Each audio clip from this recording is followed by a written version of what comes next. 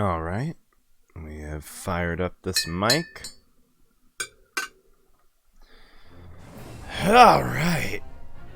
Hello everyone, it is I, once again, Emerald Fishy, here, back, with a brand new track. Except it's not brand new, it's Great Ace Journey again. We're gonna do it! The Unspeakable Story. As a fair warning, today we will be ending a little earlier than usual. I'm actually going to be, DMing some stuff for some people overseas. So this is going to be a hell of a night for me. 私は霧のまとわりつく拳銃の撃鉄を起こして息を潜めて待った。永遠とも思える静寂。そしてその瞬間は突然訪れた。霧の中から見たこともない巨大な獣が私の目の前に踊り出たのだ。それは確かに犬だった。しかし明らかに尋常ではなかった。目はこうこうと燃え上がり、猛牛ほどもある体躯に獰猛な青白い炎をまとっている。血を這うような息遣いとうなり声、私はあまりの恐怖に震え上がった。見たまえワトソン、ホームズは魔獣を見据えて言い放った。こいつこそバスカビル家に代々語り継がれる伝説の魔剣なのだ。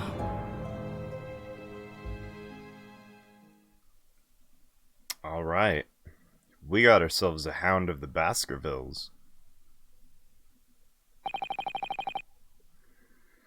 It's already been 2 months since we made it to London. The very moment we arrived, we were thrust into a mysterious trial. We defended Soseki Natsume shortly after. We won those trials by the skin of our teeth. But I hadn't stood in court at all since then. I can't say I'm surprised. After all, not only am I an amateur, I'm an exchange student from a foreign land. Thus, things were pretty quiet in our office as the days passed.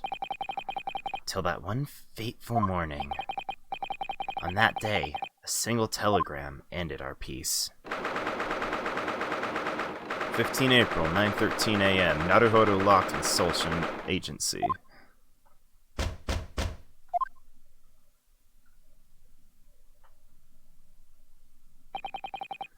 That morning, I was awoken by the sound of a telegram messenger banging on our door. Since then, something's clearly been bothering Susato. Susato? Oh, sorry. Shall we make our way to the Old Bailey now? Let's see. Who are we defending today? I don't think we have any trials today.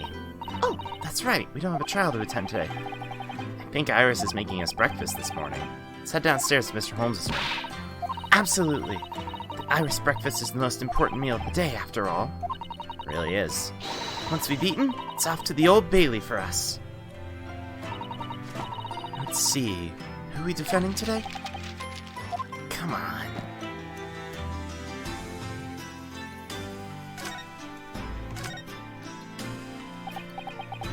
So, what's it say? What was in the telegram you received this morning? What? What telegram? I have no idea what you're talking about. I saw you reading it, Susato. Oh, that's true. You did, didn't you?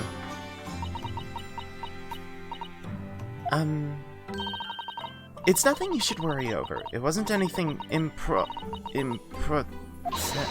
It wasn't anything important. She tripped over such an easy word 3 whole times. Sure, I'll be able to discuss it with you before long. Okay, I understand. Wonder if Soseki's made it to Japan yet. Yo, what's up, Ollie? I'm not sure. He departed from London as soon as he was acquitted. So I believe he may be arriving in Japan right at this moment. Just 2 weeks ago, I received a very, very long telegram in which he cursed his seasickness. At the very least, it seems his journey went mostly well. Is something wrong, Naruhodō? If Soseki stayed here in London, would he still be alive? Are you talking about the Grim Reaper, Lord Baron Barak von Zeeks? He could have suffered a far worse fate than simple seasickness.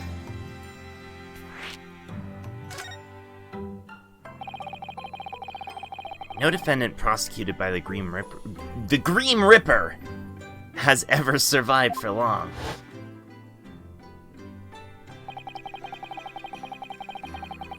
Can't help but remember that nightmarish resolution of my first trial here in London.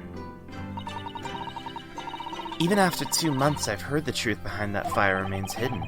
But if Soseki made it to Japan safe and sound, then that must mean the Grim Reaper's influence doesn't extend out of London. somehow that makes him sound even more frightening. Maybe the Grim Reaper himself swings the scythe of justice with his own hands. Now I think about it, I wonder what the Grim Reaper's been doing since then. You don't think he's found a new sacrifice? No, it seems. Since our last trial, the Grim Reaper has not once returned to court. Really? Since Soseki's trial 2 months ago, it appears he disappeared from court again. Wow. Grim Reaper finally made his grand return to Crown Court.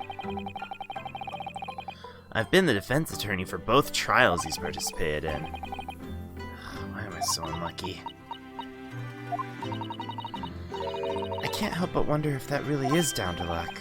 Did you say something? Oh, no, it's nothing. Please pay me no mind. Guess we'll go ahead and move. Breakfast will be ready soon.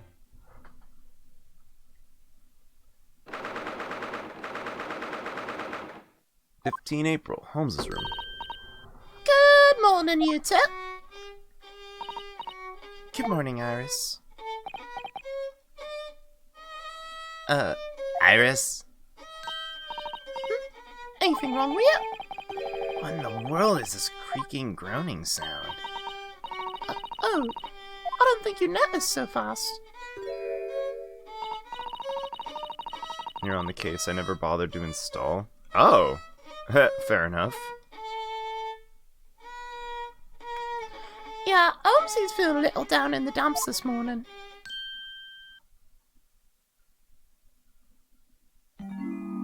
Whoa. Hey there. Good morning to you. Morning, Mr. Holmes. This morning's just to die for, right, friends? Mr. Holmes, what's the matter? You look terrible. Your violin playing wasn't much better. My music's died along with my skill, and now my world has lost all its color. It's become such a monochrome world. That's all, ladies and gentlemen. Nothing too terrible. I haven't the faintest idea of what he's talking about. Now, Iris, how about that breakfast? I'll have some crumbly toast and muddy coffee, please. Oh, it's a little kitty! Ah, hey, it's Wagahai. And a good morning to you too, Wagahai. Hold on a sec. How long has that little door been there? Time for breakfast, everyone. I'll help you, Iris. Hell, really is the perfect morning to die. Now that I think about it. Mr. Holmes' desk looks a little empty, as if there's something missing.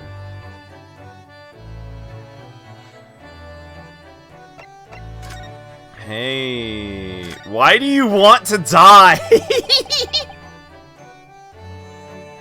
Oh, you seem awfully ready to die this morning. Who hurt you? Long ago, I once played the violin. The flowers would burst to life, and the birds would tweet in unison. All this for a violin? Alas, my muse has abandoned me. Whatever do you mean? Various reasons. God. No matter how I toil, how I tune, how I beg, her old timbre continues to elude me. That unfalteringly clear, free and high tone, the solo that makes one sob and weep. Now that I think about it, you've been really slacking off with your violin practice recently. Hey, don't worry. Sure, it's just a bad day. Listen, Master Naruhodō. The muses are fickle beings. One day, they inspire you to genius. The next, they ruin you without remorse. Gah, why did this have to happen? If I'd been robbed of my ability to play violin, then what else is left for me? Weren't his deductions his main gimmick?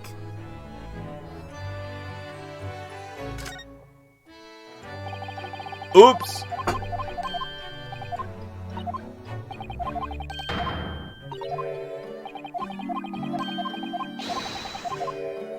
Honestly, though,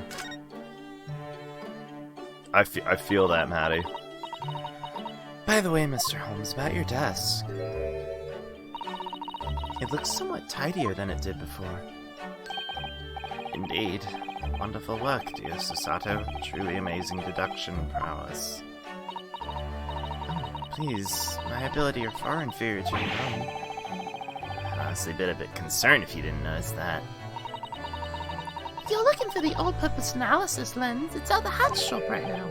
Hatches? Shop? Yep, it's the pawn shop that we always go to. What? You sold that ridiculously huge machine to a pawn shop? That's right. Blasted thing fetched a pretty high price, too. Was that a really important device? You were in a tight spot. All you had to do was ask for help. My pocket money may not be much, but I would have given you as much as I could. No, do not fret. I have no intention of getting rid of it. But you sold it to a pawn shop. That's quite the serious matter we have. It's actually a perfectly normal thing to do here in London. Really? I have to say, it doesn't sound normal to me. It seems that neither of you know the right way to use a pawn shop. Does that mean there's a wrong way? How do pawn shops work? What exactly did you mean by the right way to use a pawn shop? For those of us living in central London, a pawn shop is almost like a bank of sorts. A bank? On Mondays, traders exchange their valuables for money at the local pawnbrokers. They use that money as capital, and for the rest of the week they sell as much as they can. On Saturday, they use the money they earn to get their stuff back. Really? What an interesting business plan. Everyone does it, especially those living in the city centre. And if you have extra money, you can even buy expensive clothes. Not to wear, of course. You'd pledge them at the pawn shop to try and make a larger profit.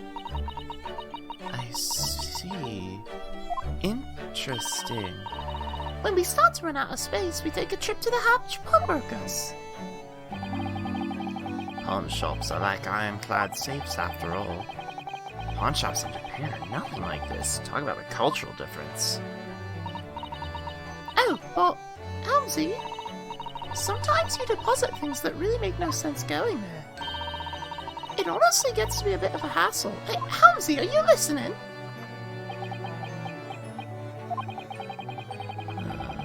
When all is said and done, this is a monochrome world we live in, my friends.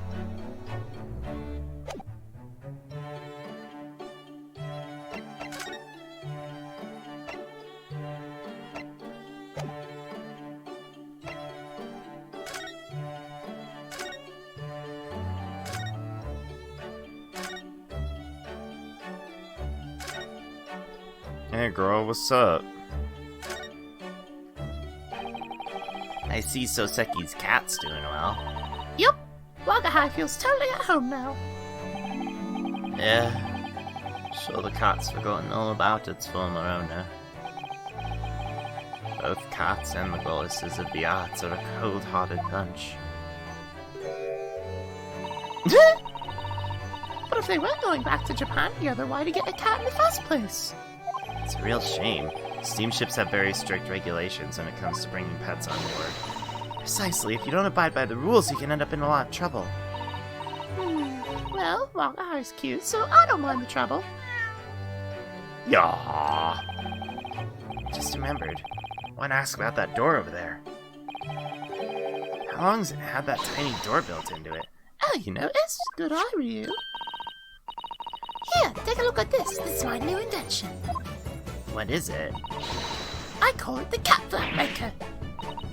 So it's a door, but for a cat? Yep. You can make an entire entrance to a room just for a kitty in a jiffy. It boasts enough power to carve out a cat flap in an instant, no matter how tough the door. I feel like just making a cat flap from scratch would have been faster than making that thing. But if we have this, Wagaha can get in and out of anywhere, you know.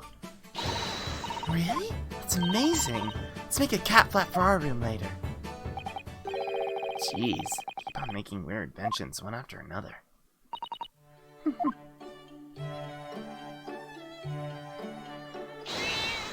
Meow. Bow. Bow. Bow. Bow.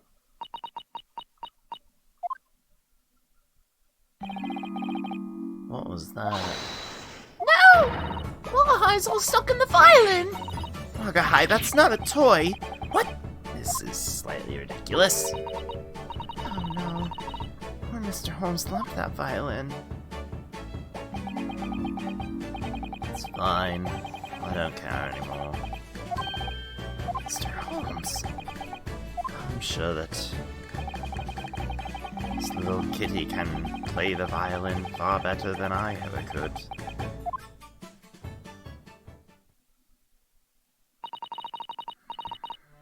Mr. Holmes is really upset, isn't he? I'll just put this violin back where it belongs. Mr. Holmes' violin. Take a quick look at it.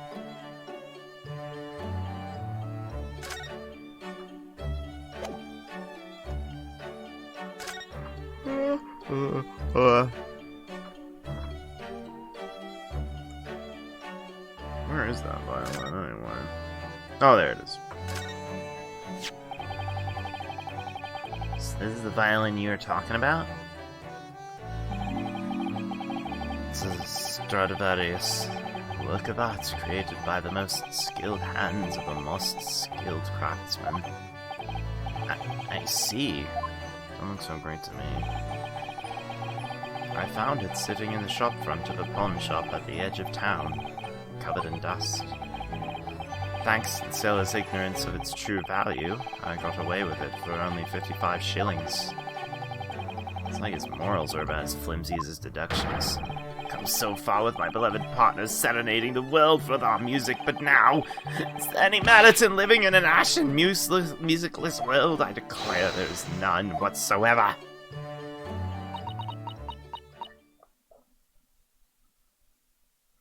Jeez, just get like an MP3 player. Excuse me, Mr. Holmes. Yes? I was just in the middle of considering whether or not I should die or not. It's about that violin. I think it looks different now. Quite obviously different at that.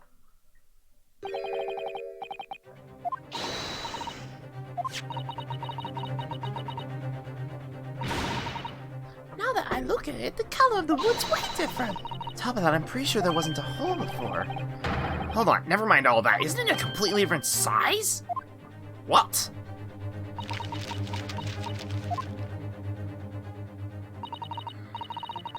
Mr. Holmes, I hate to be the one to break this to you, but this isn't a violin. But what? It seems to me that this is a viola. It's a completely different instrument. What? Mr. Holmes, You're absolutely right. Now that I look at it, my beloved partner isn't even a Stradivarius. You damned piece of junk! Who the devil are you? thought you two serenaded the world with your music together.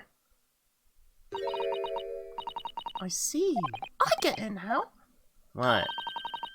This is all just a simple mix-up.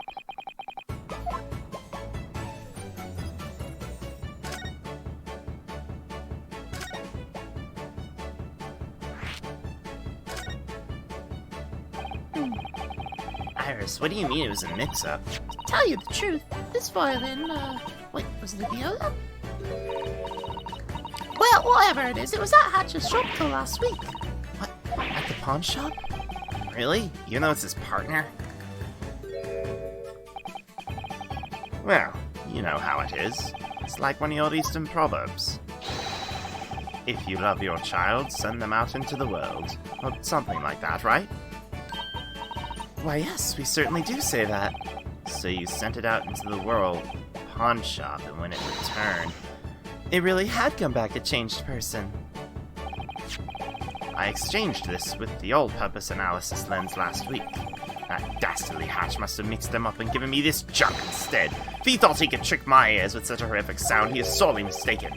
Even if your ears weren't tricked, it seems the rest of you was.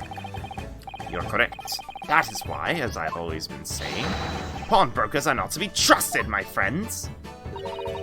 Didn't you just finish saying a pawn shop was like a well-protected safe?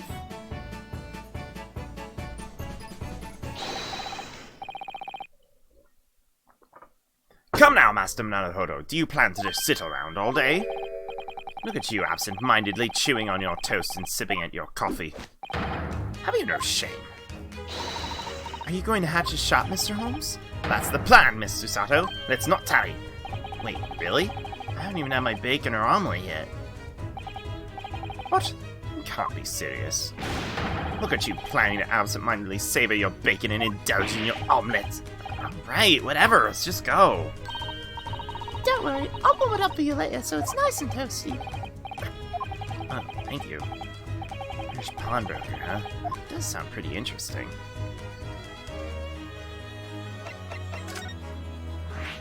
New destination.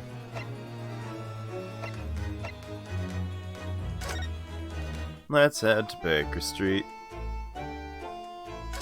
Let's head to Pawnbroker.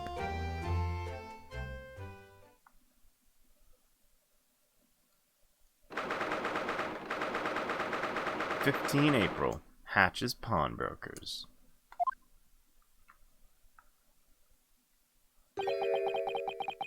So this is a British pawn shop, huh? Wow, look, Naruhodō. Place is positively bursting with things I've never even seen before. Her eyes are sparkling like a kid in a candy shop. So you like this kind of thing? Of course! When I find the things I don't understand, I start to tingle with excitement. Lady and gentlemen, I hope you haven't forgotten why we're here. Mr. Holmes? We didn't come here to play around. His eyes are all bloodshot. Guess he's really serious about this. Oh, Mr. Holmes, welcome. Look at him, just shamelessly welcoming us like that. Well, that makes sense. We are customers, after all. Alright, friends. It's time we teach this evil uncle a lesson. Come now! The game is afoot.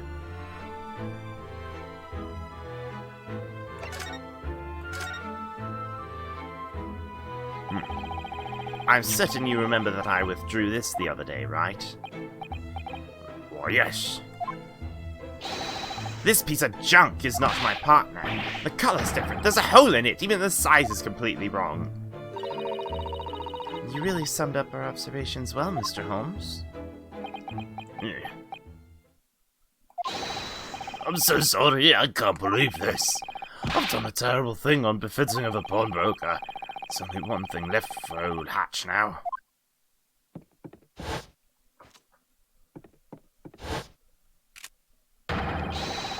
Oh!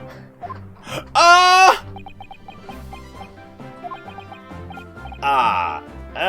No, I mean, I'm not saying you have to take it that far, Mr. Hatch. Just let me say one last thing. What is it? Mr. Holmes, you were the one who took the viola without checking it first, weren't you? When I went to retrieve your violin from the storeroom, you exclaimed it's right here. I did. I tried to stop you, but you simply waved at me and walked off with that viola. But it's my fault for letting you walk away with it. I'll fight the edge to complain and blow. Okay, I'll stop. I was the one at fault here.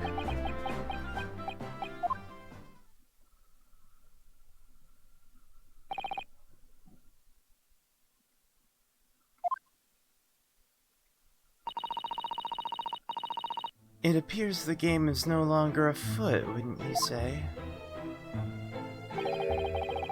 I'm so incredibly sorry. I'm sure something must have been wrong with me that day. Well, if there isn't anything wrong, it wouldn't be like you, Mr. Holmes. Oh, I see. That make you laugh. My word, you really are quite the troublesome customer. You always bring in the most ridiculous pledges. Ridiculous pledges? Yes, really. For example, he brought in an unpublished manuscript of a Sherlock Holmes novel. What? What did you say? Mr. Holmes' unpublished manuscript? Oops, I'm so sorry. Please wait, before you die, tell me about that manuscript. This guy is a bit much. That is the face of a madwoman right now. There's manuscript in a shop like this? Well, you see, one day Mr. Holmes came in holding an eye out on a box. I want you to keep hold of this for a while. I would pay 1 shilling for a box like this. There's something of extreme importance lying inside.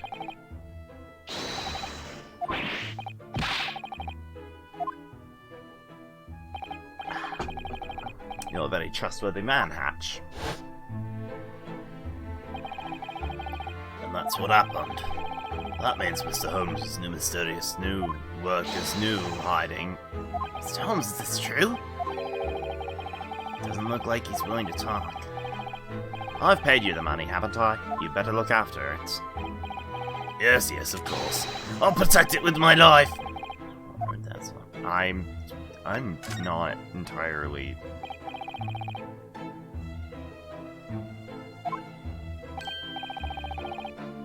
You're from the Far East. That black clothing I'd pay maybe 6 pence. Excuse me for saying, but it's pure black. There's something exciting about it.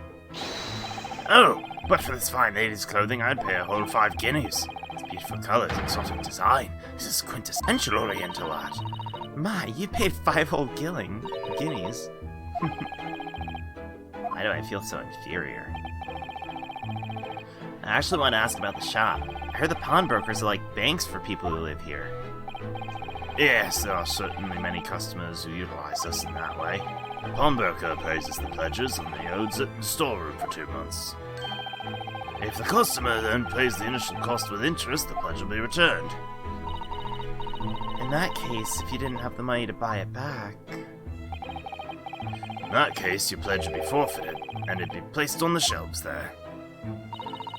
So the items you store would not be sold within that 2-month time frame. Exactly. That's why a pawnbroker is saddled with so much responsibility. If my customers' precious items were stolen, I'd give up my life in penance.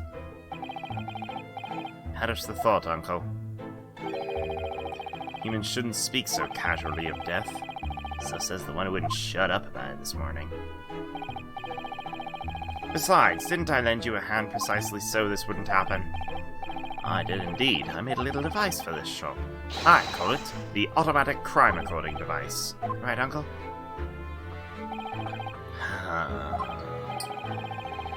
It's that really deep sigh.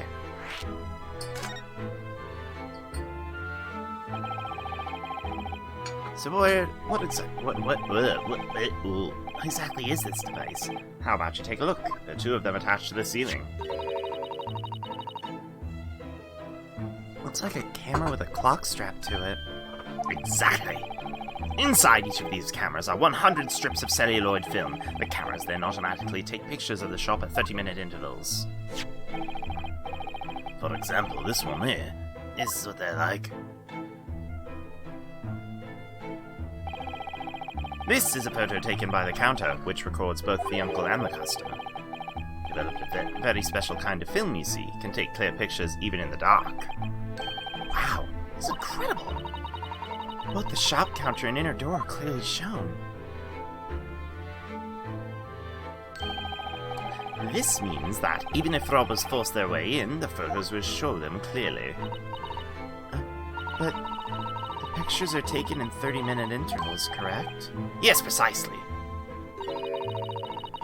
What happens if a crime occurs within that interval? Well, you see, there's nothing else to call it but bad luck. You know, these cameras have really been a worry for me recently. What are you saying? I think they're very convenient. I'm talking about the cost of the film. Luckily, I only have 2 of these set within the shop. But I'm using close to 100 strips of film every day, and a lot of the photos are useless. In time, the cost of the film will make my shop go under.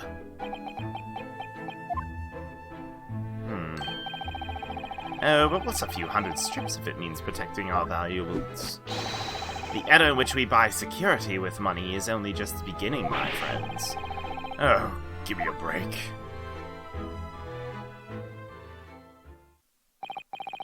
Okay, Mr. Holmes, here's your violin.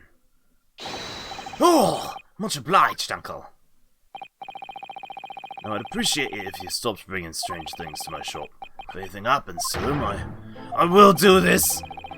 That seems dangerous. Have you considered not doing that? No, it's perfectly safe! To ensure no one else but me is hurt, I've loaded this gun with only a single bullet. That's really not what I meant. Well, Hatch, I'll be taking my leave. I look forward to doing business with you again. Yes, and I with you! Alright, shall we, Naruhodō? Let's take this opportunity to have a look around.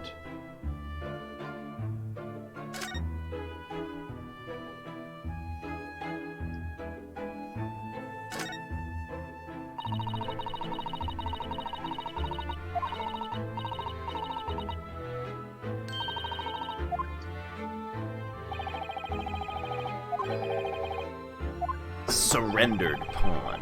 When you take out a loan, you pledged items to go into the storeroom for safekeeping. If you fail to repay the pawnbroker before the deadline, he'll be more than glad to sell your items to even the lowest bidder. Now that you mention it, all these things have little price tags attached to them. If you can at least pay off the interest, you'll extend the deadline. It's completely fail-safe. Why not go and deposit those pitch-black clothes of yours? Why do you know this uniform's the heart and soul of Imperial Yunmei University?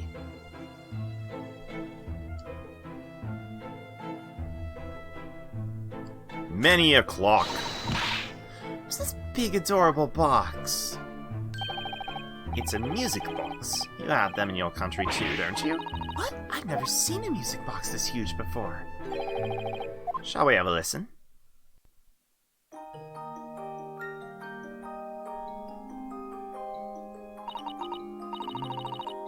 Beautiful sound. It's like the notes are being played by a multitude of angels. I've certainly never heard sound like this before. You can usually find big music boxes like this in restaurants and pubs. Inside the cabin, there's a disc which has a piece of music recorded on it. You can listen to any music to your heart's desire, all with the switch of a disc. It's so wonderful. I couldn't have dreamed of something so amazing. Well, since the phonograph has become easier to use, music boxes aren't so much in vogue. Oh, technology really moves at a breakneck pace.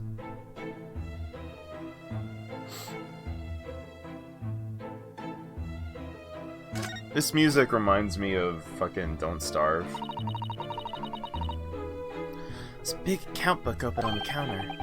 The only thing Hatch is good at is keeping track of the pledges he's going to sell off. Isn't that kind of part of the job? Apart from that, there's something else that's been caught my eye here.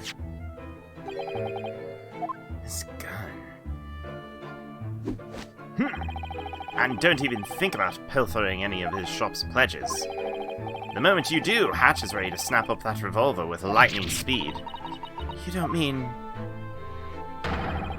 He'll use it to blow his own brains out. He's big on taking responsibility for his mistakes.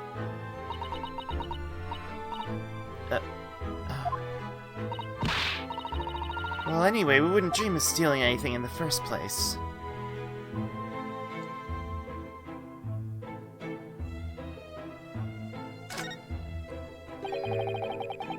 There's a small door hidden behind the curtain.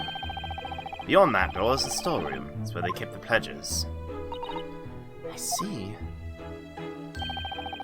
I don't recommend sneaking in at night to try and loot the place. It's probably full of junk. I wouldn't even do that if you did recommend it. There's only one key to that door and it never leaves Hatch's pocket. But when he goes to bed, he puts it in the jar by his bedside. Mr. Holmes, how on earth do you know about that? All part and parcel of being a world-famous detective, I'm afraid. I know a lot of things I don't want to. I just sort of pick them up, see?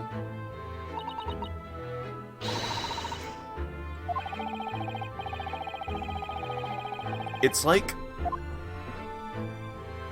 like he's a knowledge kleptomaniac or something. Do we have to talk with this man? Can we just move? We're gonna have to talk with this man, aren't we? Oh, wait, no.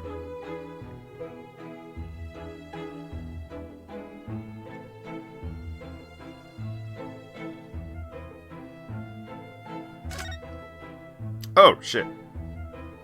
I keep forgetting that's a thing. It's this huge machine over here. It's like it has two lenses you can look through. Ah, that's a stereoscope. Stereoscope? It's exactly what it says on the tin. Have a look. Alright, let's see here. Oh, hold on a moment. There's something I should tell you. It might be a good idea to switch on the 3D for this. Okay. I can't really see 3D, so...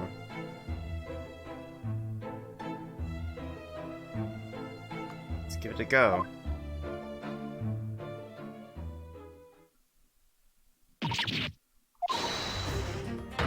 Naruhodō, have a look at this, quickly! Alright.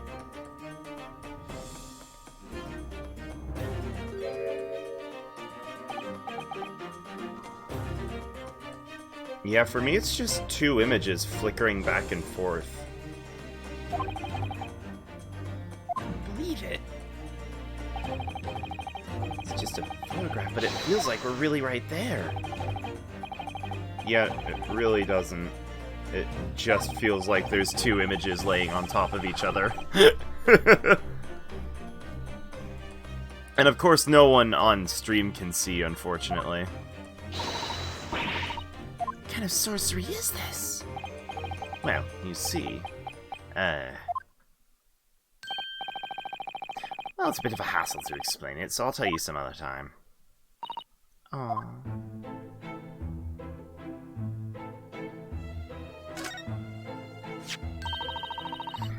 I wonder what this is used for.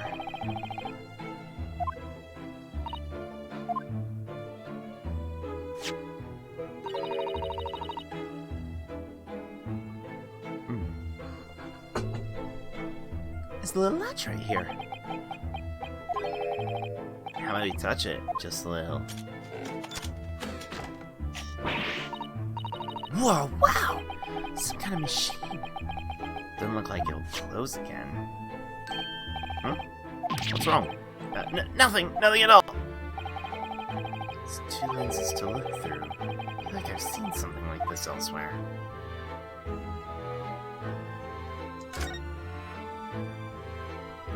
I really hope one of the puzzles is not reliant upon 3D. I really, really hope that's not the case, because I'm just dead-ass gonna have to look it up, because I can't see 3D. That's an Oriental tear-off calendar, you see. At 12 o'clock every night I tear off a page. I must say, you do seem like the type to enjoy tearing things up, my dear uncle. Well, I have to keep track of what pledges are about to become surrendered upon. Wouldn't do to be lax about dates. What kind of pawn shop would be this? This be dead. I suppose I'd expect nothing less of a professional. What you mean it's only worth twopence? You having a Barney? It's even you're worth a single penny to begin with, never mind two. Seems like there's an argument going on there, counter. Get copyright, have another look. I've already told you that you're examining it. That girl. Oh, wow. She's from the trial 2 months ago.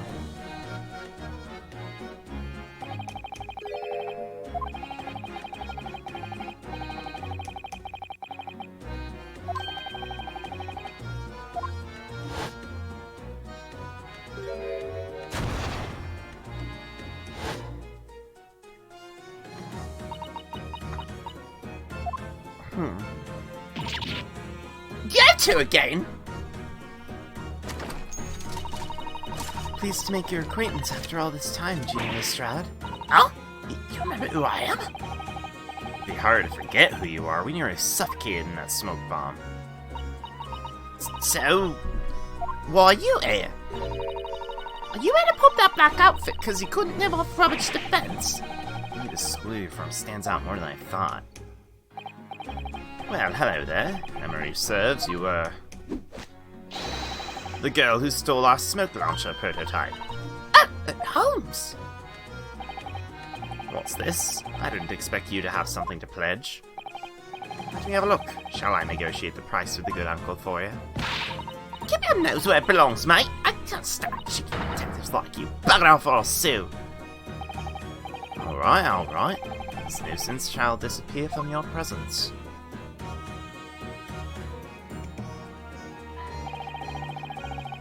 Can't believe he really walked away. Good lord. In any case, I'm afraid there's no room for haggling. Metallic disc? Bloody hell, you two leave me alone and all. No, now, just pretend we're not here. Susato's being surprisingly stubborn here. Ugh.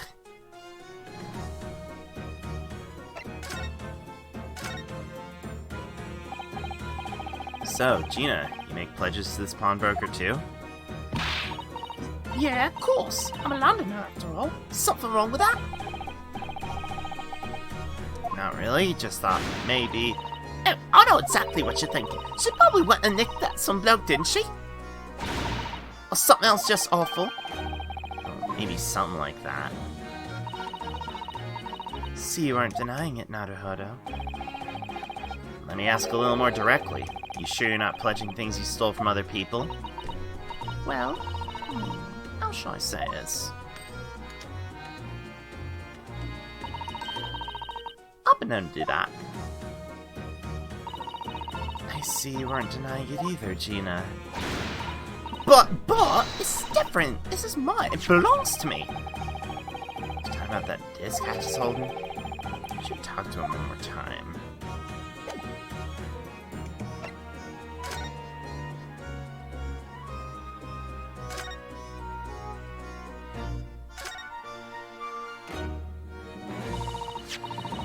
So what's that metallic disc exactly?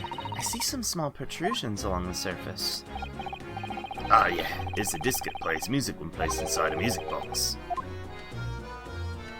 I've never used a music box. Is that Black Cloud Japanese say daft things? I know what a music box is. I've never seen this kind of disc before. Musical information is embedded in those metallic discs. If you place it on one of them music boxes, it'll play a beautiful tune. So, just what kind of music is stored on the disc exactly? Well, I'm afraid I haven't the faintest idea. It's an endless number of music boxes. English ones, French ones, Swiss ones. I don't know which type would allow this disc to play correctly. I see. Interesting. Top that. Even if it becomes unredeemed, there's no customers who'd want to buy this. Honestly, it isn't even worth a single penny. No way! I might eat.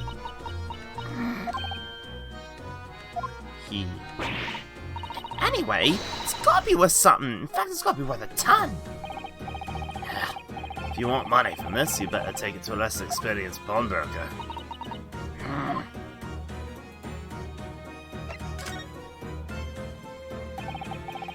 See, this isn't the first time the girl's come to my shop. She's brought in many a suspicious item. What you mean suspicious? I'm a pure, upright, beautiful customer, you know. Today's pledge is this disc. Well, the story isn't quite that simple. What do you mean? What this child brought today was a pledge ticket. Pledge ticket? So she came to withdraw something she had previously pledged. Yeah, I'm at that age where I have all sorts of bits and bobs to pop after all. Why does that sound suspicious? Time limit for its redemption was going to be run out tonight. She bought the ticket and the money for the initial cost and the interest, so I have no reason not to give it to her, regardless of what I may think. You said she'd withdrawn something, but Gina isn't carrying anything. Oh, it's because she's currently wearing it. The pledge she withdrew is that coat. Oh, no. What? Looks the dog's dinner, doesn't it? The dog's dinner. What's with the disc? Ah, this is a new pledge.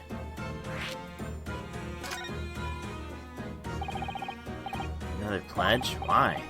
Well, basically, the child's bought both money and a pledge ticket here today. It's to withdraw that nice-looking black coat, right? Oh, like black. Yeah, and when she put the coat on, she carefully dug through the coat pockets. Pockets? What? I am a lady, you know. Stop staring at me like a creep. Oh, does that mean she found it in her pockets? Indeed, she found this. And so she tried to pledge it right away? At a high price? It's becoming even more suspicious. How rude. I'm just trying to pop it like anyone else would. By the way, who pledged that coat in the first place? Well, I did, obviously. The coat seems a little too big for you. It's me. It's me old man's coat. Is that so? I doubt I have to explain to anyone else, but she's clearly lying.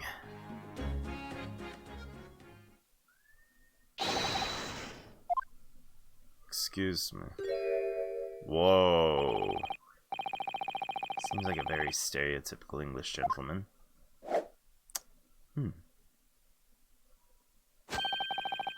How are you all on this fine day? What you want? I have business with the owner. I'm asking you to leave this place immediately.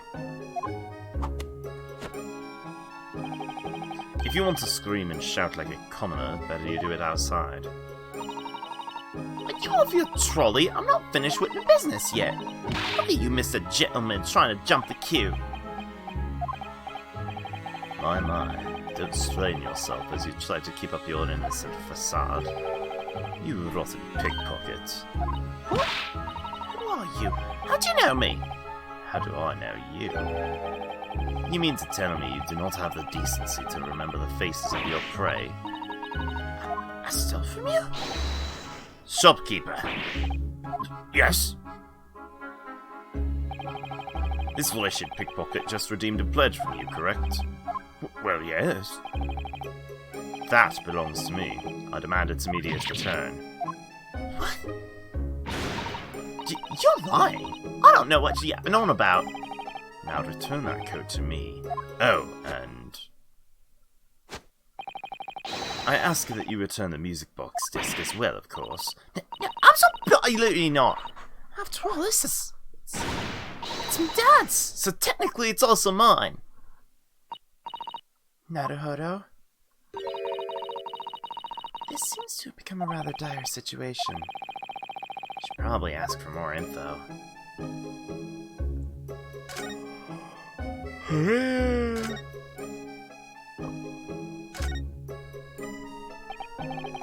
Excuse me, who are you? Excuse my rudeness, but what about yourself? You don't appear to be from Britain, at least not by appearance. Right, we're exchange students from the Empire of Japan. I see. The Empire of Japan. I have certainly heard of it.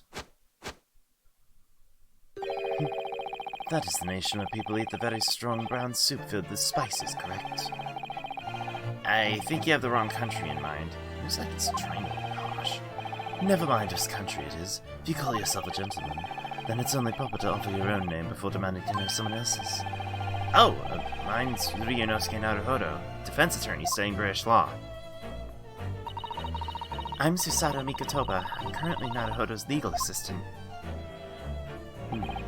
I see. So that's it. I am, well, you can call me Egg Benedict. It is a pleasure to make your acquaintance. Despite his graceful movements, that's the most suspicious name I've ever heard. Now, I believe we are done here. I would ask that you return my coat to me now.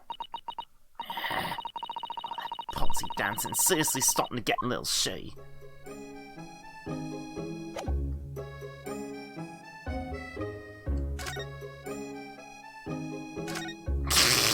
I fucked up.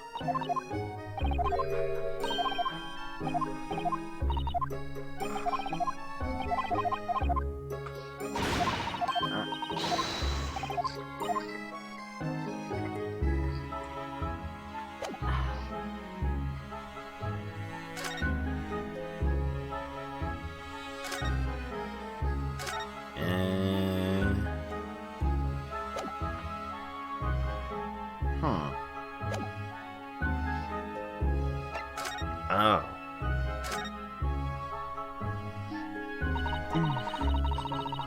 Gina, is this man telling the truth? He's lying, obviously. I'll eat me out of it. I never seen it man in my life. Tell me, is that pledge ticket you gave me stolen? I just told you I didn't nick it, I swear. It happened quite recently while I was walking down the street. All of a sudden, this girl shoved me aside, then I came to the realization. That filthy little pickpocket had stolen at me again. Again. As you can see, I dressed quite sharply. This is not the first time I've been targeted by the wretched bunch that haunt the alley. Now, how about you return my quality coat to me? No, no, I didn't give this gentleman back his coat. If you try to waste his time, I won't hesitate to call the police. That's spewing cotton man. What do you think I'm the liar? That pants of a gentleman's way more suspicious than I am. I have to say, this is a bit of a stretch. Proof? Yeah. Do you have any proof I nicked it? I'll bet you bloody well don't. Proof? Why, of course I have proof. You what?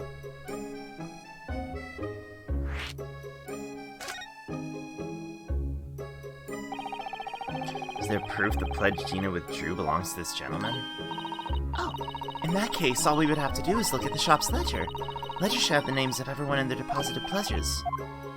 Oh, really? I'm afraid that won't quite work. What?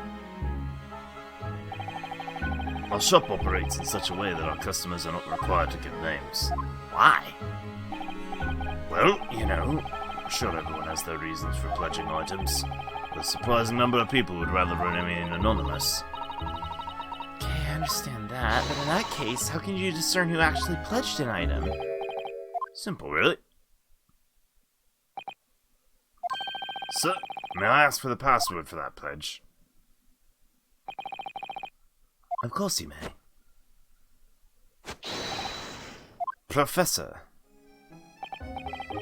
Here, that's indeed the password. It should suffice as proof now. This man's the real owner of the pledge.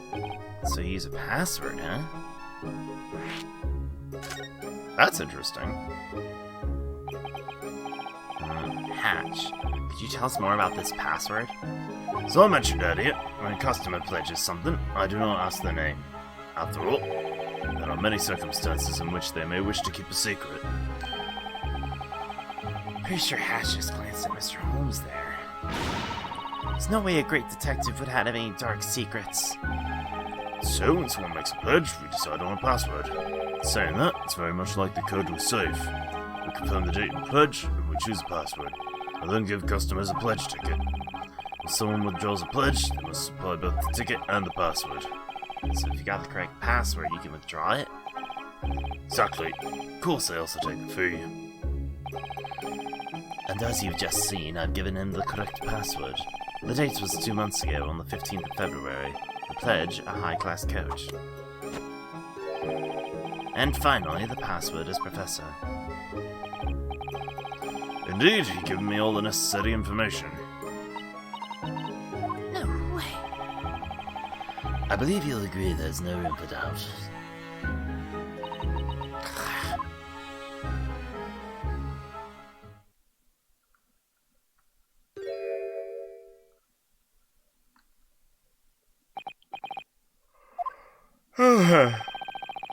Thank you so much for your patronage, Mr. Rig Benedict.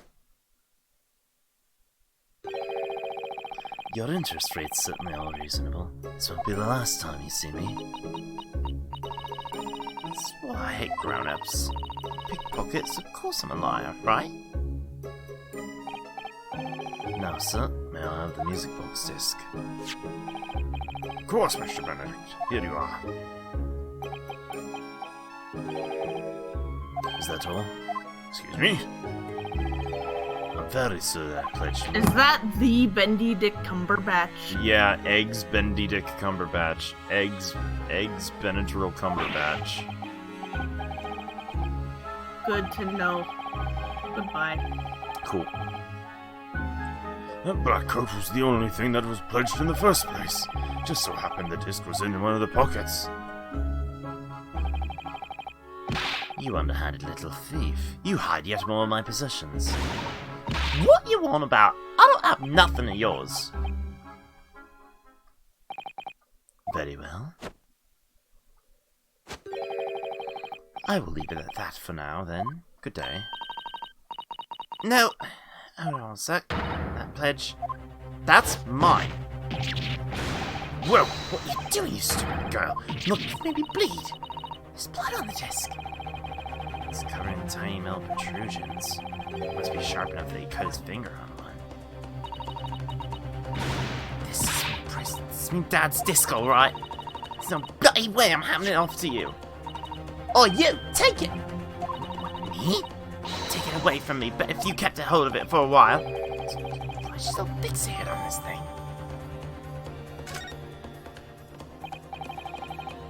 Now you talk, Japanese boy. I would certainly appreciate it if it would hand over that disc. No, don't! Every adult's a liar! This isn't good. How on earth am I supposed to resolve this?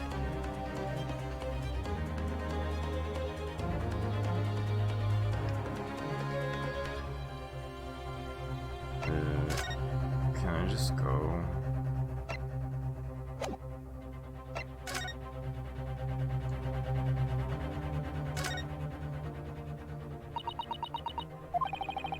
She is pointing daggers at that gentleman. There's something about this situation before she pounces on him.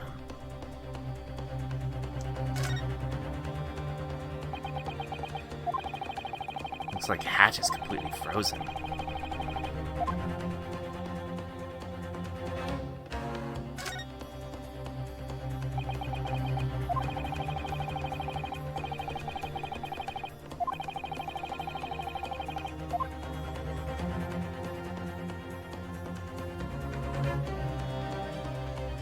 What's supposed to even do? Fine, I'll peace out. I'm going home. Fuck y'all.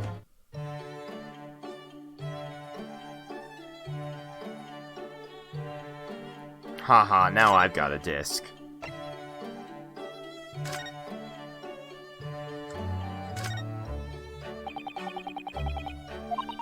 Tiny bumps.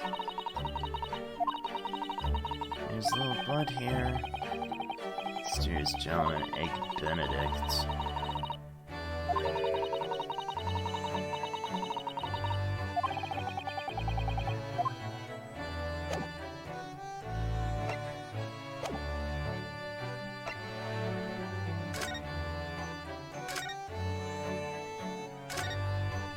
Oh no, is no one here? No one's even here.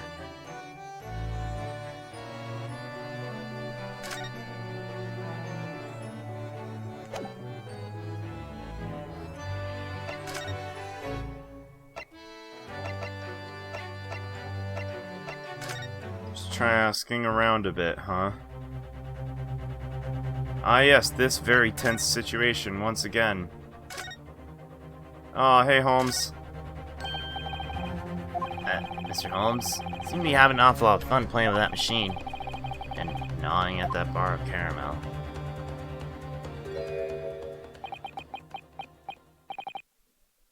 Finally. You finally found me, Master Naruhodō.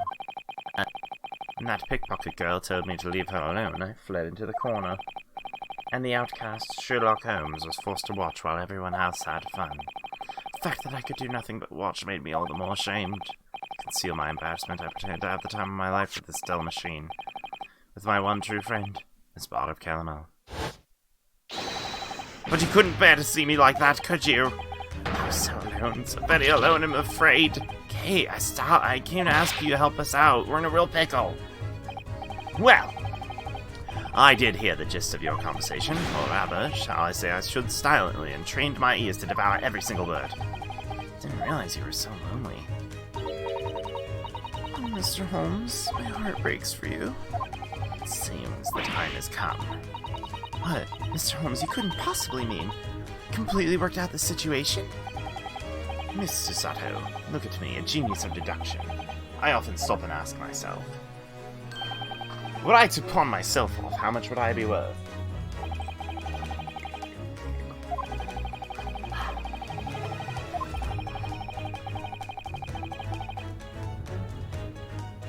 I'm gonna need some great deductions, bruh.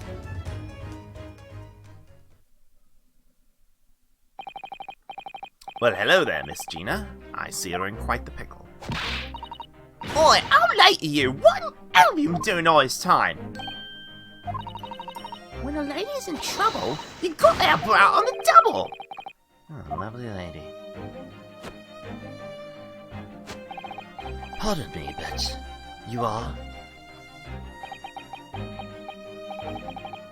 Mr. Egg Benedict, you truly are one of those gentlemen, much like a department store full of curious features. In any case, I am prepared to present two unshakable conclusions about you. What on earth are you talking about?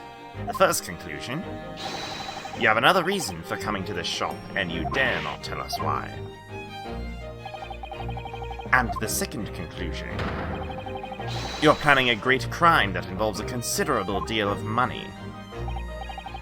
Well, Mr. Benedict, how many pounds would you say my reasoning is worth? What? He's gone totally pale. He's done it again. Sherlock Holmes knows it all. How dare you? What manner of man are you? Yes, perfect. That's just the reaction I wanted from you, Egg Benedict. Now, everyone, shall we begin? Come one and all to Sherlock Holmes' Theatre of Logic and Reason. Deductions start. The game is afoot! His goal. Let's begin with a simple question. Why did you show up here in the first place?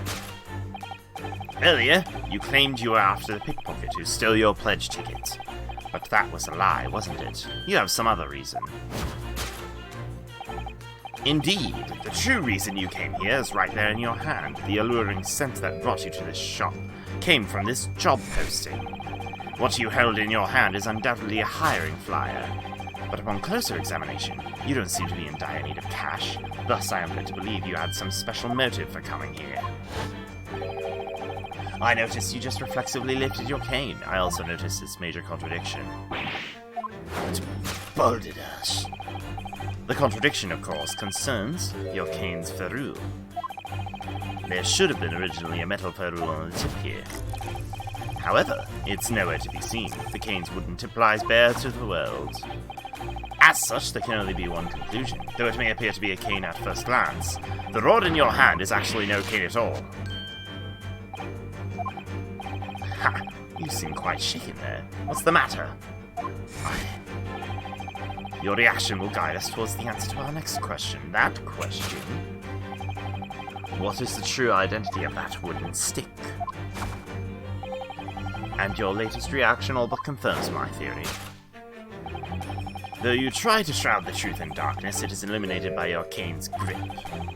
I'll have you know that it struck me as peculiar from the very first moment I laid eyes on you. Feast your eyes on the shape of this cane's grip, or perhaps I should call it a handle. Indeed, this cane is decidedly not a cane. Instead, it is clearly...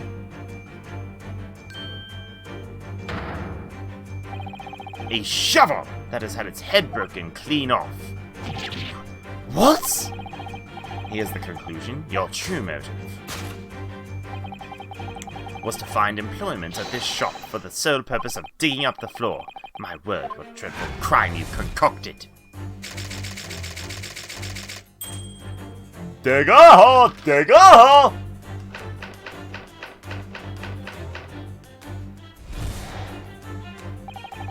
But that's not all, Mr. Benedict. We've only just begun. I'm afraid I must expose your grand crime here and now. Don't be absurd. You say I intended to dig up the shop's floor with a broken shovel of all things. Then tell me, what exactly would I hope to find beneath the dilapidated shop? Ignoring the practically non-existent possibility of untold riches being here, exactly what will I stand to gain for so doing such a thing? Nothing, I say. Sorry to break it to you, but there is indeed a reason to dig up the floor in this shop. You know it yourself, after all, don't you, Egg Benedict? The clarity with which you line of sight the truth even surprises me. That was not words. Why would you sneak into the shop and dig up the floor? The reason for that is clearly revealed by the circular that you just glanced at. Circulars like this are to notify the citizens of London's important announcements.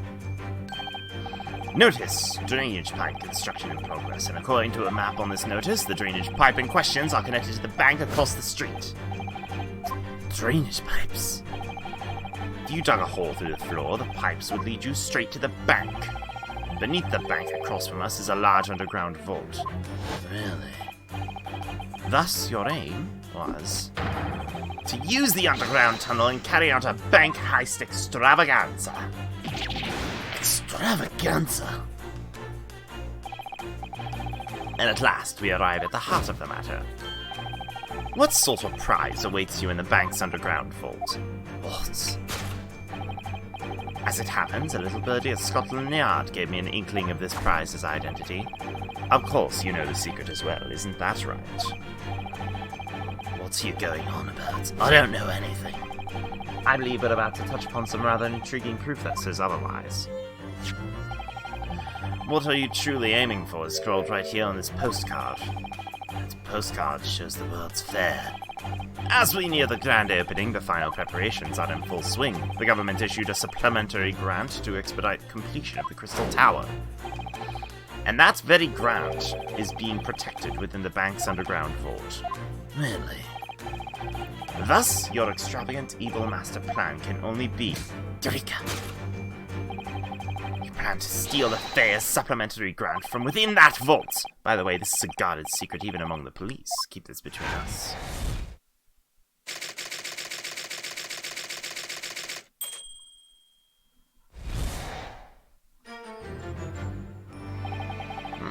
And there you have it. The great deductions of Sherlock Holmes have been revealed.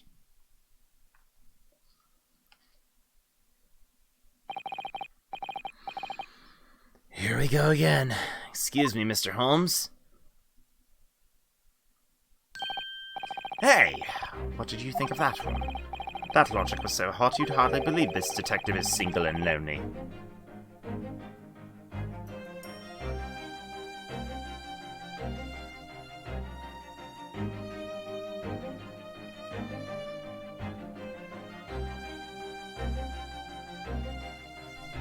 I wasn't prepared for him to say that.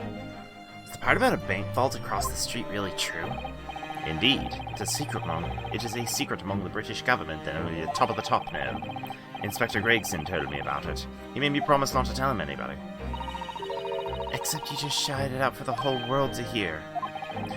Right. Hang on a sec, why did Mr. Benedict even know about a top-level secret? Ha! Obviously, that's because he is a villain. But what if Mr. Benedict was actually a clueless villain? Surely he'd rush to buy a new shovel right away after hearing a secret like that. Far from that. Even someone like Hatch, who seems like a nice guy, might start digging up the floor at night. No, I'm no villain, I tell you! Well, now you all see the lesson in this, right? Information must be handled as if it were the greatest prize of all. Once someone leaks top-secret information, there's no taking it back. Keep that in mind next time I come to you for advice, Mr. Holmes. As you should! Well, Naruhodō, is it time for the same old song and dance? Of course. Let's review those deductions. Now let us start over again. Come one and all to Sherlock Holmes' theatre of logic and reason. My turn. Review, start. Hold it, Mr. Holmes.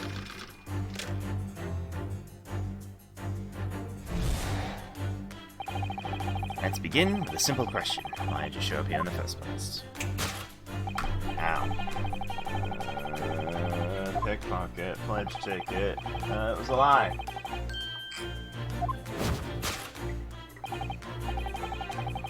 Usoda. Saluting scent brought you to the shop and Dobbs posting. According to Mr. Holmes, Egg Benedict's plan was to become an employee here and dig tunnels under the shop. Supposedly his aim is the funds within the underground bank vault. I'm not sure how successful he'd be if he used a broken shovel. Which means he was most likely aiming for something else, right? Why did he show up now of all times? Why did he show up now of all times?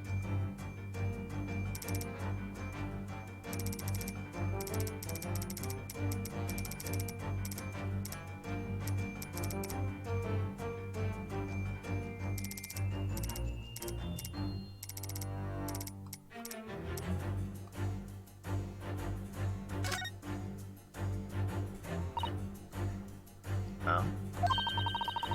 Something scribbled on the back of this flyer. What the heck? What does it say? It says, name Gina Lestrade, height 5 feet 2 inches, distinctive old green hat and waistcoat, old blue bag and old white shirt. These were all Gina's identifying features. What on earth? It's even sketched right next to her. But she'd give us a smoke grenade to the face if we showed this to her. Something about the shop written here as well. Hatch's Pawnbrokers, Baker Street. Last day of redemption period, 15 April. 15th of April? That's today! Why does Mr. Benedict have this? Damn, sketch of Gina.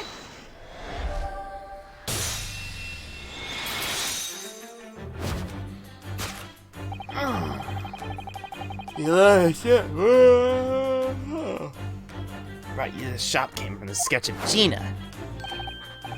Just so, I noticed some strange scribbles and a sketch of a person on the back of this flyer. It looks like you've got some juicy information about this shop and a pickpocket. Ah! Just a moment ago, you claimed that you chased Gina to this shop after she stole your pledge ticket. But I'm pleased to see that your claim was nothing but lies. Gina was like, I knew it. Instead, he came to the shop because of that memo. Today's the deadline, so you were keeping a close eye on Hatch's pawnbrokers. Then you lay in wait until Gina took the stage. You would stop at nothing to chase this poor girl. You resorted even to lies. Thus, I am led to believe that you had some special motive for coming here. I noticed you just reflexively lifted your cane and its major contradiction. My cane. Alright, let's keep it going. Let's keep it going, baby. And now. What's a ferrule again? Western canes often have a metal cover at the tip. most of the metal part's what hits the pavement when you walk. Yet this cane doesn't seem to have one. Seems like it just broke off somewhere while he was walking. If that was the case, then he wouldn't be so shocked by Mr. Holmes' observation. So that means he really is hiding some sort of secret about this cane.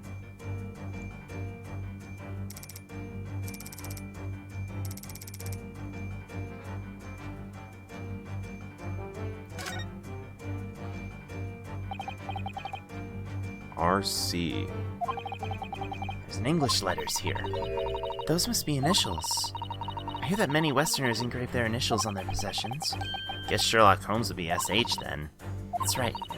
So that means the letters carved here should be... Huh? It says RC. I'm getting a strange feeling about this. RC.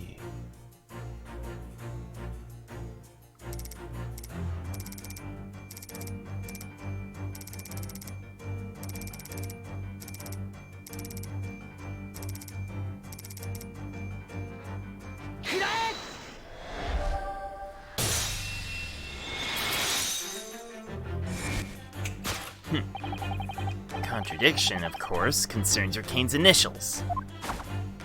That's exactly the issue. Isn't that right, Mr. Egg Benedict? The initials of Egg Benedict would naturally be EB. However, the initials on this cane are RC. I don't believe there could be a contradiction more obvious than that, don't you agree? No, you see, this cane is... It's your own cane. You said as much earlier. I'm sure you just found it lying around, right? It's too late for excuses. Which means... you're strutting around like a gentleman when you can't even bear to reveal your name. Ha! You seem quite shaken there. What's the matter? Your reaction will guide us towards the answer to our next question. That question... what is the true identity of that wooden stick? Your latest reaction all confirms my theory. Oh, yeah. Let's keep it going. Pledge Jew is the fancy coat. Now we have a man so mysterious we don't even know his name. He claims the coat was his to begin with. Since he only came based on a memo and a sketch. His claims must be lies. If that's the case, the only thing left is to prove conclusively his coat isn't his.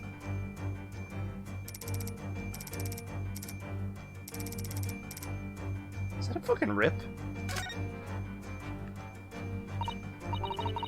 Look! The seams on the shoulders of this coat have torn off. Oh, you're right. When Mr. Benedict reacted to that deduction, I thought I heard him let out a tiny scream. Maybe that was actually the sound of the fabric tearing. Closer inspection, it does look pretty tight on him. The arms are full to bursting, and the buttons look like they're ready to fall off.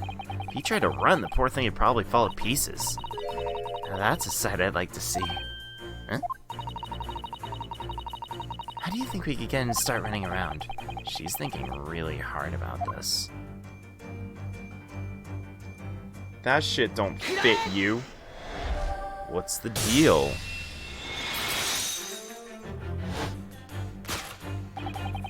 Though you try to shroud the truth in darkness, it's illuminated by your coat's seams. That coat clearly does not fit in your form. The seam appears to have been torn because you forced the coat on. You know, I found it rather suspicious from the outset. You lay in wait for the pickpocket girl, use a fake name. You aren't even the pledger. Your true objective, veiled within sheets of lies, can only be to steal the pledge from this young lass. No! However, I do find one thing unfortunate. Your grand crime has turned into little more than a misdemeanor.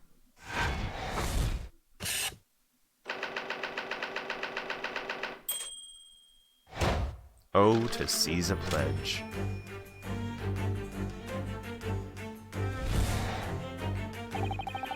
But that's not all, Mr. Benedict. We've only just begun.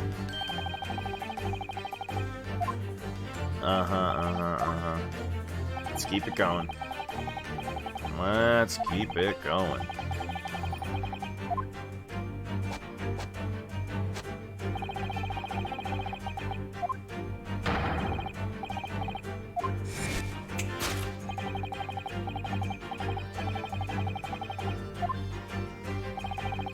You know it yourself, after all, don't you?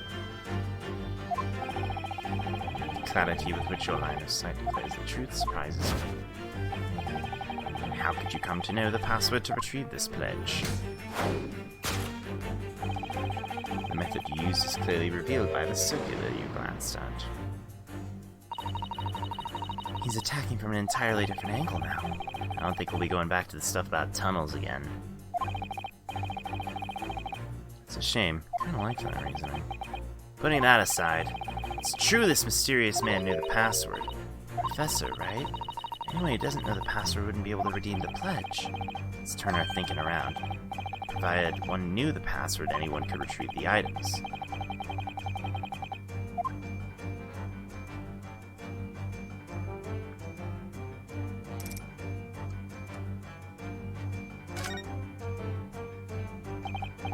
Sando, look at this. Looks to be a memorandum written by Hatch. It says... Professor.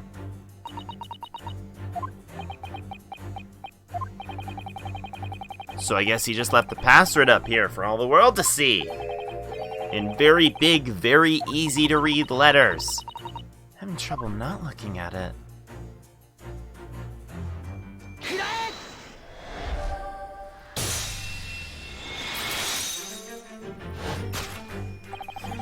The method you used is clearly revealed by the memorandum you just glanced at. When an item is redeemed at the shop, old Hatch always does the same thing. The customer says the password, and Hatch writes it down as a memorandum. He then compares the password with the register to ensure its validity. One would call that a reliable method for a shopkeeper of such establishment. However, it's also a very reliable method to let everyone steal sensitive information. What do you mean? What he means is that you were at this shop well before you revealed yourself to us. You likely followed Gina in his shop when you saw her enter. As usual, Hatch wrote the password as a memorandum after she said it. He stole a glance and learned the password was Professor. And thus, carried out this pawn shop pilfering extravaganza. Extravaganza! And at last we arrive at the heart of the matter. Why would you go so far for all these pledges? What? I wouldn't think an ill-fitting coat and a tiny music box disc would hold much value. There must be some secret behind your pursuit of these two items. What are you going on about? I don't know anything. I believe we're about to touch upon something rather intriguing proof that says otherwise. What you're truly aiming for is scrawled right here on the postcard. The drawn pledges were a coat and a disc found in the pocket. According to Hatch, they're hardly even worth a penny each. Despite the worthlessness, he was determined to steal those from Gina. Why would that be? Perhaps we have a piece of evidence that can show us the reason why. Evidence? Oh, I'll take a look at the court record.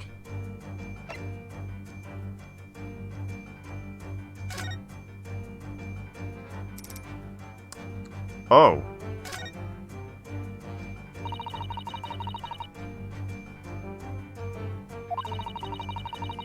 Maguno faked his death! That son of a bitch!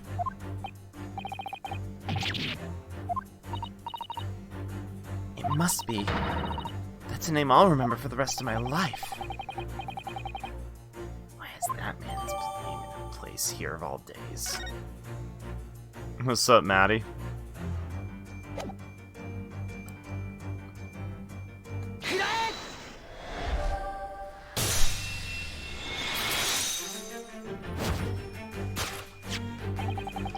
You're truly aiming for is scrawled right here on the music box disc.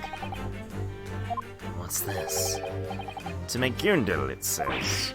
Ah!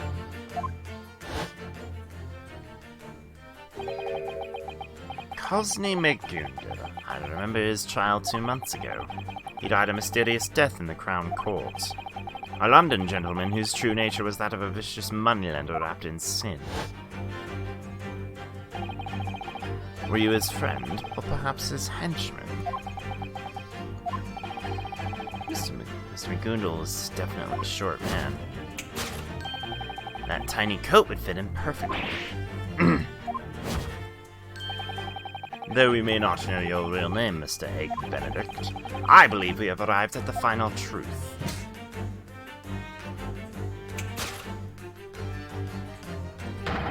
your goal was to collect the items that Kosne McGoondle left behind. Damn you!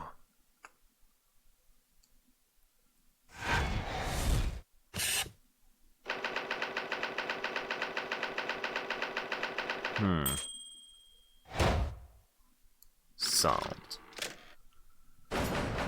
Deduction complete. Elementary. That one was pretty fun.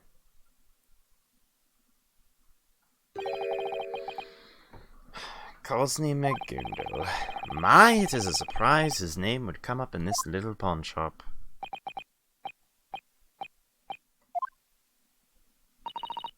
Excuse me, there's something that bothers me about all this. What is it, Miss Susato? According to Hatch, today's the last day before Mr. McGoondle's coat's to be deemed unclaimed, correct? Yes, that's right. Today marks exactly 2 months since it was first left here. It is the 15th of April. 2 months ago would mean 15th of February. Yes, according to my account book, that was the day. I wrote that coat was pledged was about 10:30 p.m. on that night. Then... That's right. 15th of February. That was the day of the omnibus murder case. Not only that, but 10:30 p.m. That's a perfect match at the time of which Mr. Mortar was killed. I don't suppose we can call this mere coincidence, friends.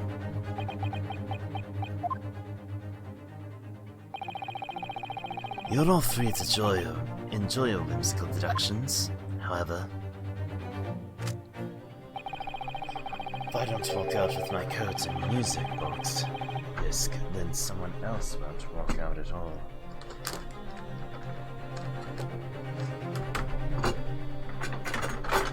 Do you wanna go, bitch?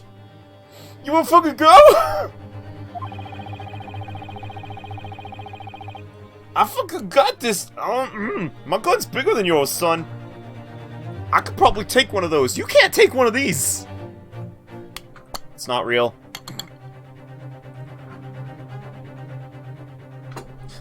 Is black really the color you want to be wearing when you're brought to a British morgue?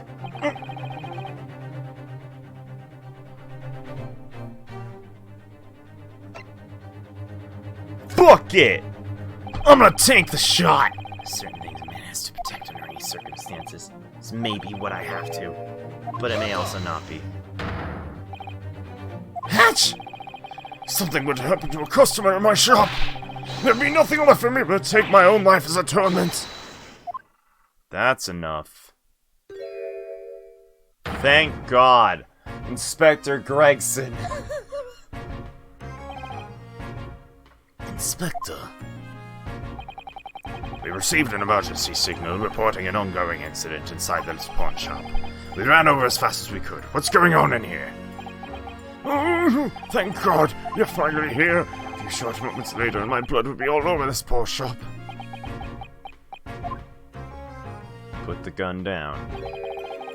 It seems appropriate for me to admit defeat here.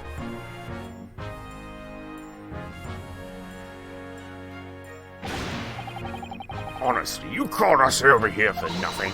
This isn't nothing at all. I was just about to get shot in the head. Looks more to me like he was the one threatening to shoot. We're currently pursuing a case that may very well blow the British Empire wide open. What kind of case? Tell me about it, Inspector Gregson. Forget I said anything. It has nothing to do with you lot. Now, you're coming down to the yard. Very well. Gah! He's getting away! Chase after him! Get the constables on this! You through!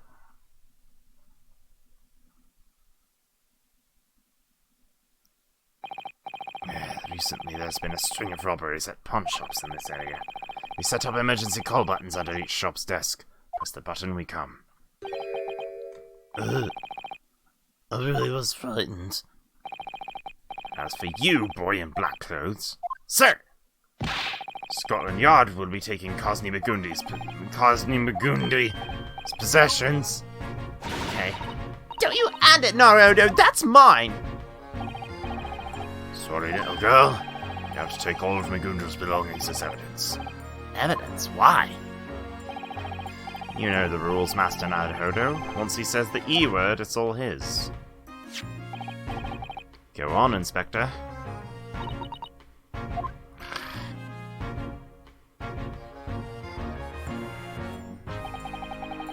After Inspector Gregson took Magundo's disc, we were forced out of the shop.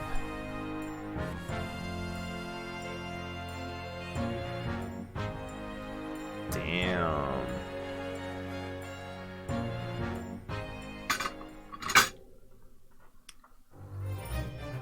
I shall save.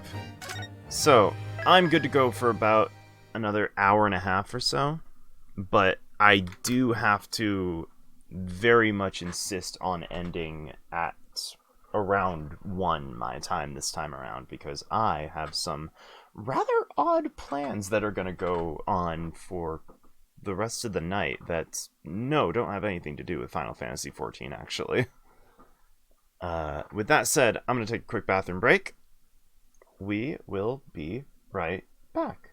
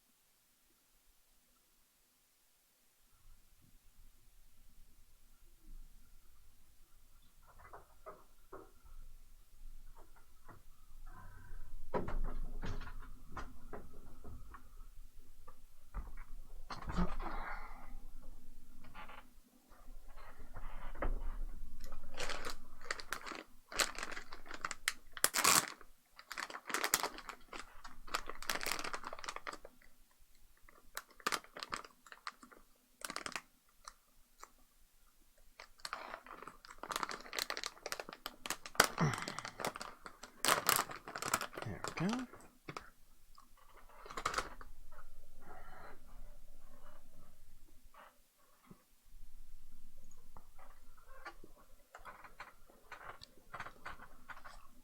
And I'm back. How is everyone?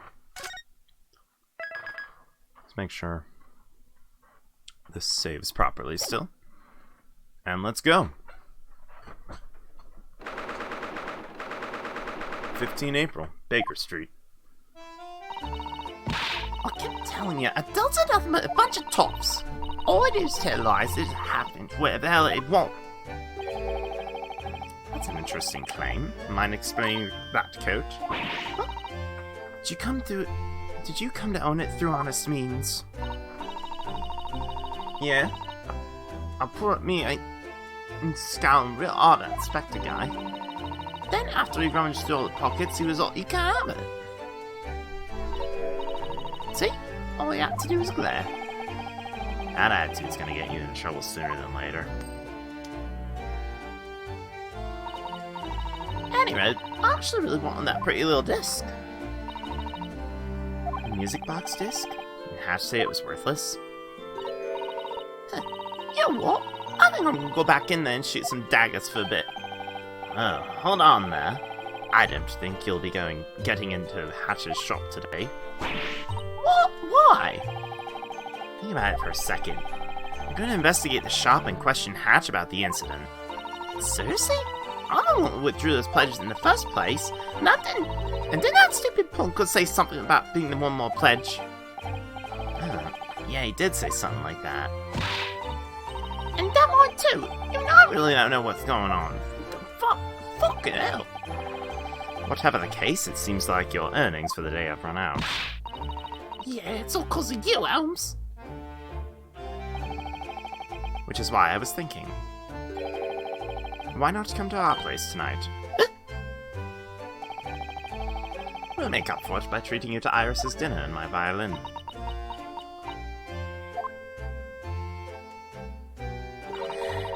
No bloomin' way. What? Why would I want to go to your daft gab? He's such a bloomin' nonsense.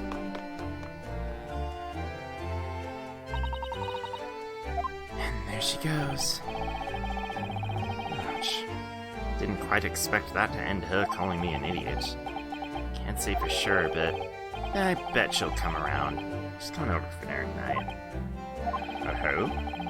She actually thought about it for a second. I do think there's a chance she might show up. Alright then.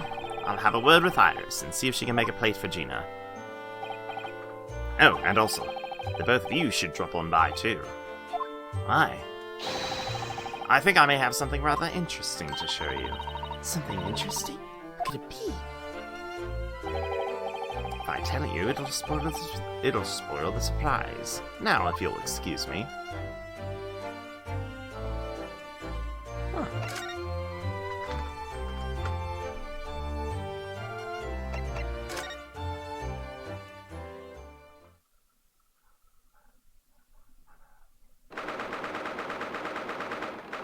April, 3:46 p.m. Holmes's room. Oh, really, Susie? Hello. Hello, Iris. Thank you again for treating us to your delicious breakfast. You're welcome. Oh, isn't that time already?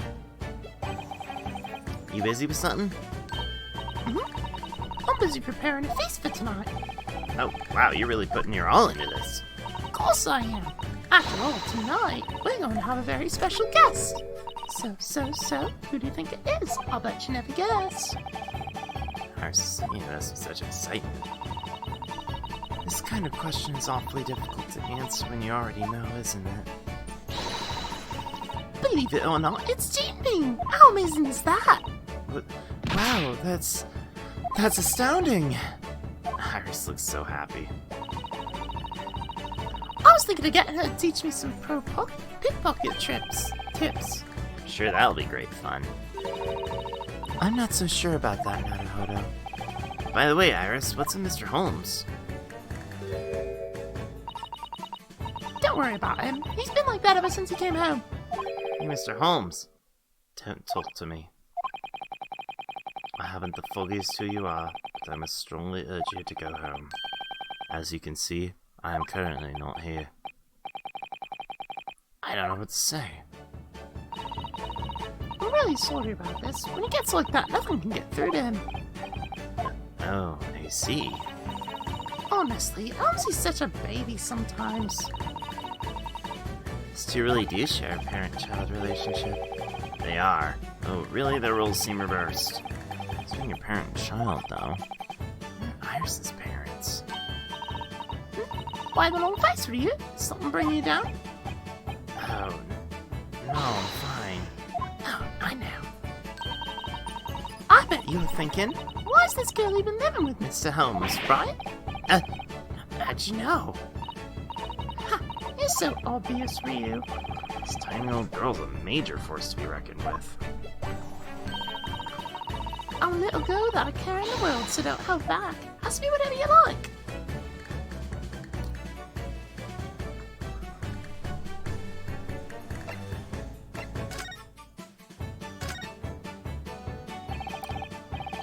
Speaking of Gina, during the incident 2 months ago with Mr. McGoondle, didn't she? Yeah, she stole my smoke launcher prototype. I brought it here that day and we had some good food together.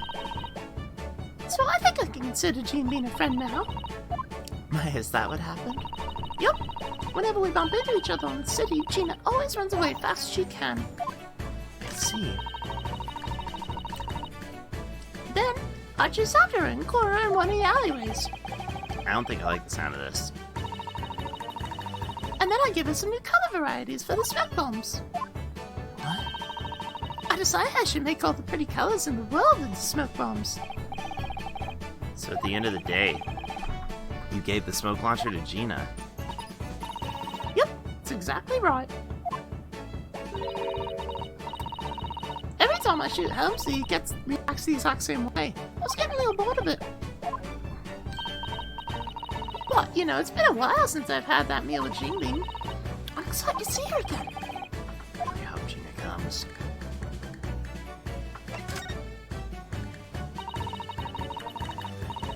You're curious about why I live with Holmesy, aren't you?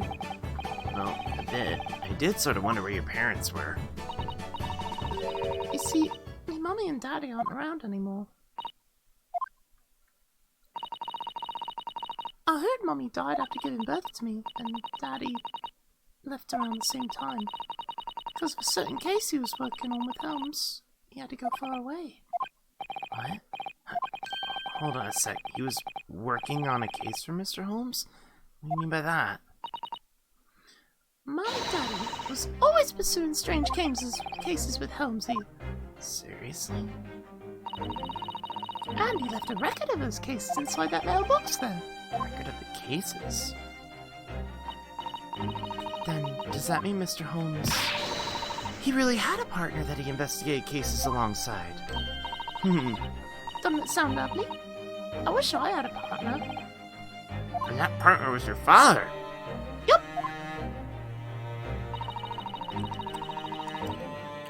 Holmesy told me that I absolutely could not open that chest. But the more he told me no, the more I wanted to open it. So I did. And the records that your father had written were inside, correct? Yep. So I asked Holmesy, who was the one that wrote this? And he was so surprised. And then he told me. The one who wrote those records was my daddy. Iris's father was Mr. Holmes' partner? Wow. This is gonna end very badly. I've been living with Holmesy since I was really little. So as you'd expect, it gave me a bit of a shock. You know, when I learned that Holmesy wasn't my real daddy. Not surprised. Wonder why Mr. Holmes decided to tell you. According to Holmesy, he couldn't hide it from me. What?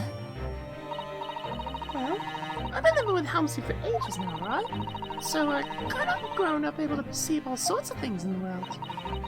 Especially lies. It's kind of like I can tell when someone's about to lie before they even speak.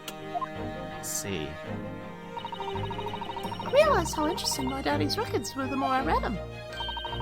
So I decided to turn them into a story, and that's The Adventures of Sherlock Holmes. I thought you'd gotten details of the cases from Mr. Holmes himself. Oh, heavens no! Holmesy's useless in that department. He immediately forgets every case he solves. Really? It was really bad the other day. We actually forgot he'd solved a case. So we gathered those involved the very next day and just solved the case all over again. Everyone was real shocked. I can't even imagine their shock. What was your father's name? That would be Dr. John H. Watson. Daddy'd written that he was a medical doctor in his records. So I studied hard to become a doctor too. Iris's father went somewhere far away. He was the medical doctor John H. Watson. There it is. Oh, here we go. I've been anticipating this for a while now.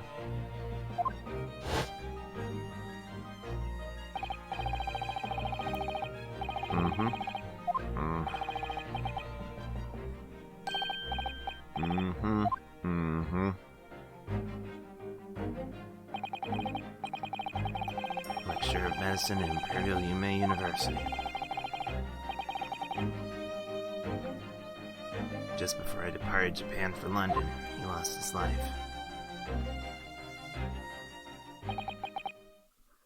Susato, I know. It's probably a good idea to end this conversation here. I have no objections to that. Well, if it isn't you two. Mr. Holmes. Oh, Shit, I've been here for 2 months, and I've already picked up an accent. If you were here, you should have said something. Right. Ah, whatever. I forgive you. Are you two getting along well? Oh, very well. By the way, Mr. Holmes, is your violin okay now? My violin? What the world are you going on about? Well, it doesn't matter. Of more importance.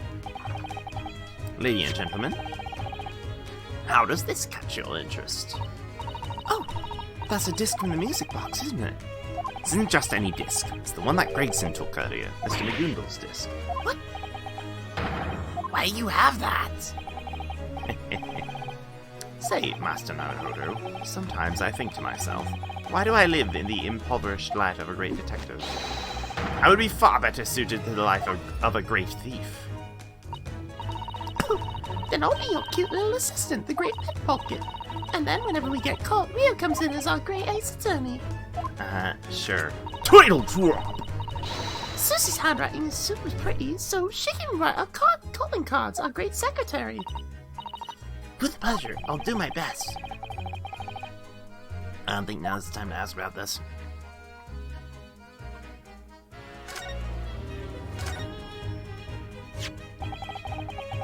About that disc. How on earth did you get it?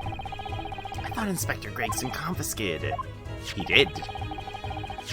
But it's for times like these that I carry this. Is that a part of caramel? As I recall, you eat those when you feel lonely. Master Naruhodō, think back to when you handed that disc over to the inspector.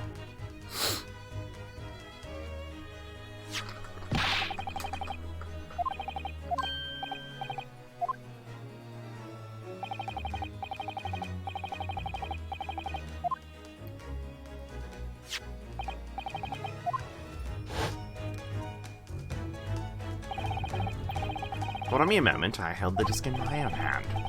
I remember that. What about it? It was at that point I used this marvelous caramel bar. I squeezed the disc into the caramel, just like this. Whoa! Protrusion from the disc can be reproduced on the caramel. This caramel is special, you see. It's actually one of my inventions. Deliciously soft, yet unlikely to melt. Truly a beautiful combination. So that's how it works. It's incredibly useful to have two of these around. Take a key, squeeze it between them, and you've got a mold. You can break into people's houses all you want. What's more, it's so delicious. Pick me up. Is there any question of the morality of this invention? I used that reproduction to make this. I was curious about what kind of music was embedded on it, you see.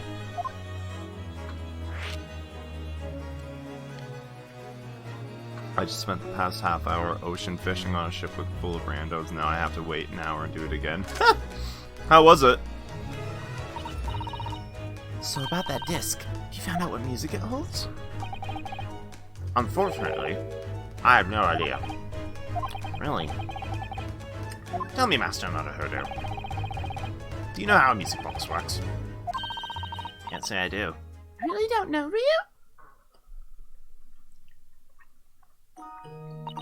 Huh. There's a little metallic piece called a comb. It makes the sound come out the music box. When small metallic pins pluck the teeth of the comb a certain way, you can make music. Originally, music boxes used to be cylinders to store the music on.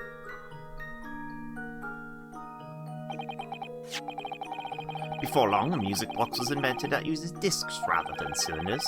Once the disc model was created, the music box spread far and wide. What made the disc model so popular? Discs are easy to produce and cheaper to buy. Most cylinder models can't change tunes either. And now merchants all over Europe are selling these music boxes. Even without performers around, we can listen to music anywhere. Technology's amazing. But thanks to all these different music boxes, we're actually in a bit of trouble. The comb and mechanisms play differently depending on the manufacturer.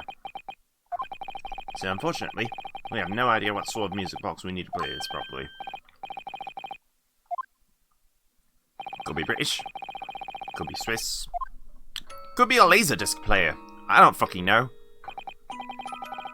Nope, this one's a dud. This one too. Iris, get the beta!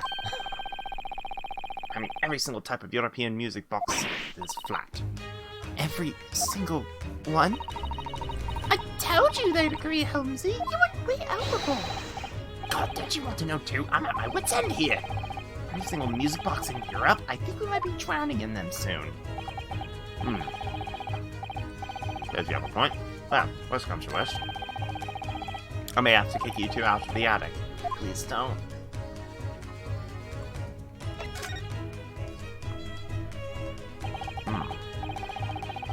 Calls me Magundo. Didn't expect to hear that name again. Horrible trial from 2 months ago.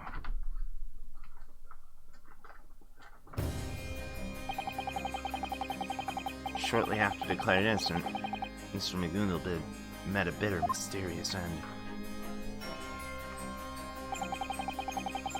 Still don't know if his death was the work of the Grim Reaper's curse. The omnibus went up in flames, and with it, so did the evidence. Then alongside Magundo's death, all the crimes he was accused of were lost in the darkness.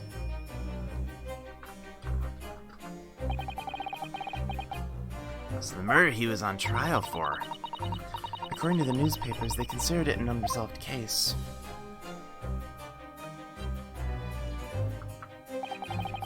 Case of Mr. Mortar Saiban.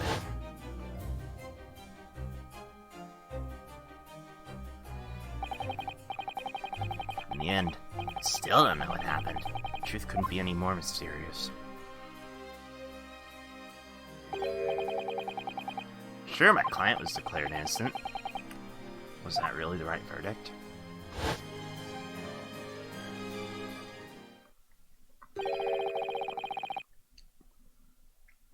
Seems this mystery has only just begun.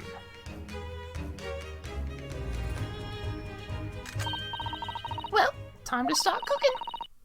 Jeandy might be here soon after all. Right, I'm counting on a good meal tonight, Iris. Would you be willing to let me help you? Of course, Susie. Well, I'm going to check up on my partner. As I recall, I tossed him over here a while ago. If Dave's taught you anything, it's that you shouldn't leave valuables at the pawnbrokers. I suppose you're right. Oh, that reminds me. I remember Hatch saying he was holding something for you. If I remember right, it was a manuscript that Iris had written. Really? Yeah, he did say something about that. Mr. Holmes's mysterious new work is hiding within my storeroom. Oh yeah, that's right. Don't you think that's strange? Mr. Fabulous piece of work shouldn't be gathering dust in his storeroom. Oh, well, I mean, how many times do I have to tell you guys? Pawnbroker's storeroom's even more secure than a shoddy old safe. That's the same storeroom that turned your Stradivarius into a sad little viola. It's only natural something like that should happen now and again. That said, it's entirely the fault of the person who pledged it in the first place. It was really difficult to write my version of Baskervilles, you know. I'm so excited to learn what kind of story the Hound of the Baskervilles is.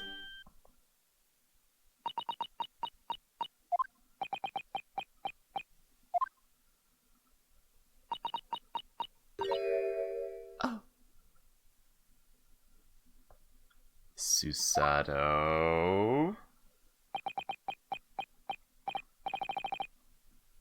Did you sneak a peek at the script? Is that the script right there? Susie, what did you just say? Huh? You just said the Hound of the Baskervilles. Susie, why do you know the full title? Well, you see, Susato's such a big fan of Mr. Holmes' stories, you know, so... The Hound of the Baskervilles hasn't even been announced yet. What? When I showed my manuscript to Holmesy, he said to keep it private for now. Wait, really? And he said he'd leave it in a safe place until the time came when I could release it. And that would be the storeroom in Hatch's shop? But Susie, why do you know the title? Hey Holmesy, why does she know?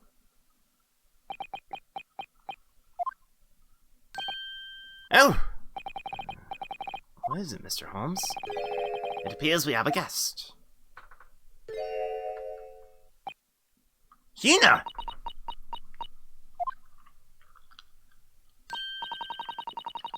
If I'm interrupting you or something, I can just leave. Okay, so, Pip. Hey, wait, Gina! Everyone's been waiting for you. Right, Iris?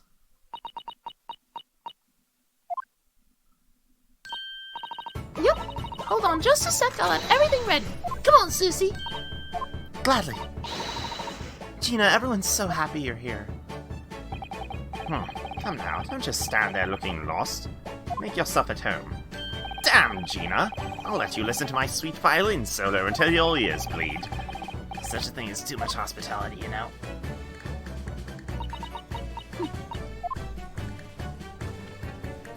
Hey!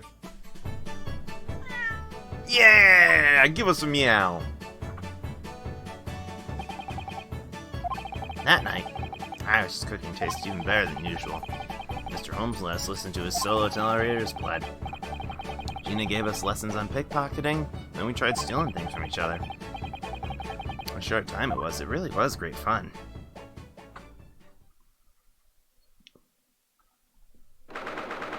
April 9:34 p.m. Naruhodō Law Consultation Agency. Giddy. It was great fun, wasn't it? Yes. Iris's quail tasted like it was blessed by the gods itself. I feel like I can still hear Mr. Holmes' violin screeching in my head.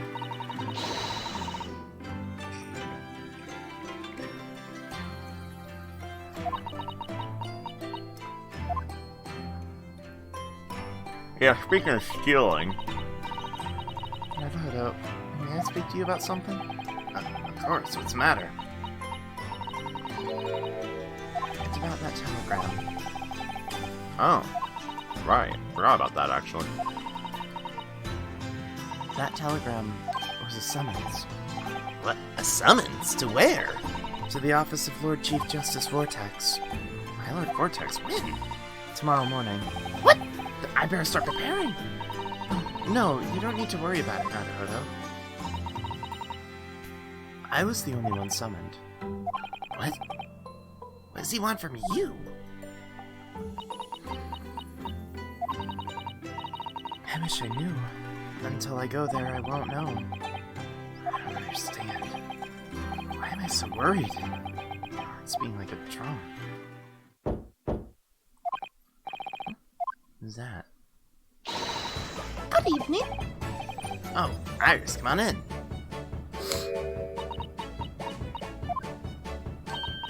Oh my, Gina's here too. Yep, Jinbean's been sleeping over in my room tonight. Right, Jinbean? Yeah. I'll go and brew some tea.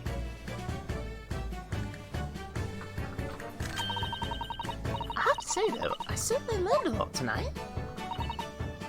Such as? Jinbean's tricks. Come on, you didn't already forget those sneaky skills. Oh, you mean the pickpocketing tricks? Hard to forget after all those one-on-one battles. I think I may have grasped the secrets of a pro. I need an anime adaptation where this is an entire filler episode. The fucking... the thief wars of Ryūnosuke Naruhodō and Gino Lestrade. That'd be amazing. I can't believe I'm asking for a filler episode. What? Isn't that mine? It is. Where on earth did you? You've got to learn to keep up. I think I may have grasped the secrets of a pro, right? Of course, it was silly of me. Girl's a genius after all. So, here you go. You can have it back for now. Not that I really understand why you wear it in the first place. Thank you. No problem. Well, good night. Yeah, sweet dreams.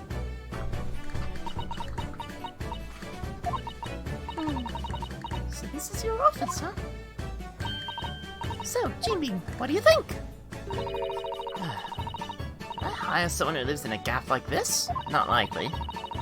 It's exactly what I was thinking. I'm a therapist, but Nurse obviously still has something she wants to talk about. I suppose it's about that manuscript, right? Yeah, most likely.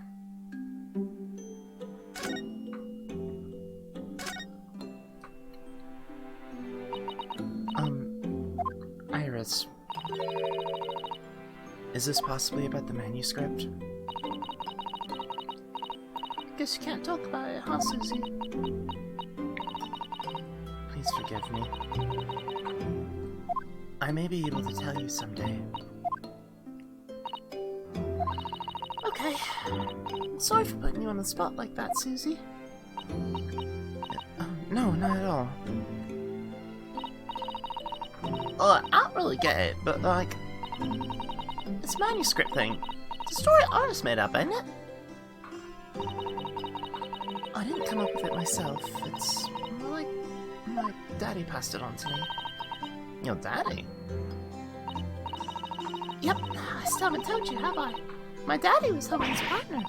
You're gonna laugh, ain't you? Two of them solved all sorts of strange cases together. Oh, really? Shane telling fibs, Naruhodō. Seems like it. You're surprised too, though. Daddy didn't leave a single case out of his records, so I'm writing my stories while looking at what he left. So where's the old man now? He's in a faraway country for his work. I've been told he can't come for a while, so I can't see him for now. Now I think about it. I don't know shit about Gina's parents.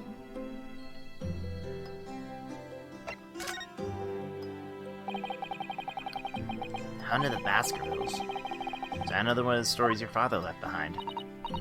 Yeah. I thought it sounded like an interesting case. But it seems like this one was a little different from the others. I'm not sure why, but that case seems special. I wrote it out and showed it to Humsey, but The second I did, he went completely pale. I'd never seen him like that before.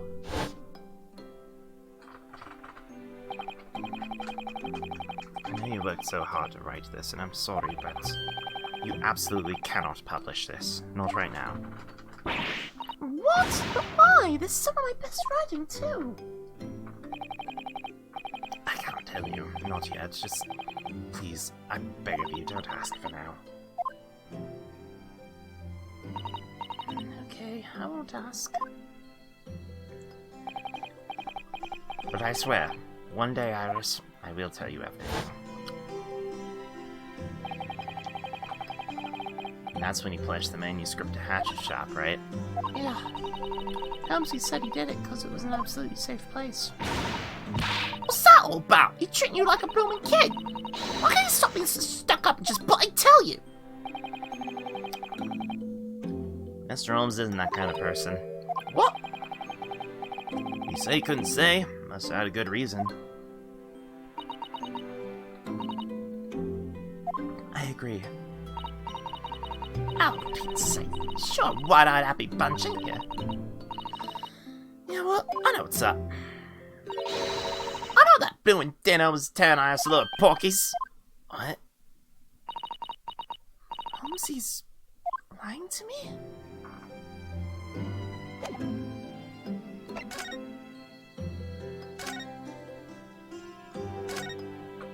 Figured. Hey, Gina. Where are your parents? Ain't got none, stupid. Never had him from the beginning. Really? Loads of kids like me around the Isle of East End, you know. We're just abandoned, left alone in the world.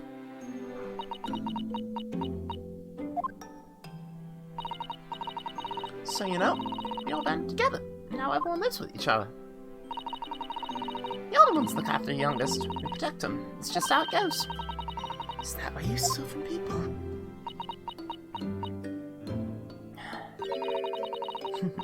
I love being a pickpocket, you know? Stealing the world's all gormless adults is just so satisfying. With that money, everyone I own gets to eat. It's just one good thing after another. Gina. To be frank, I do sometimes wonder. I'd really be happy after all if my folks were still around. Listen to Iris' story. I know now. My parents are a handful in its own ways. You know, you ain't ever had parents in the beginning. You ever think about meeting them? Maybe that's true. You know, I really want to see my daddy. Iris.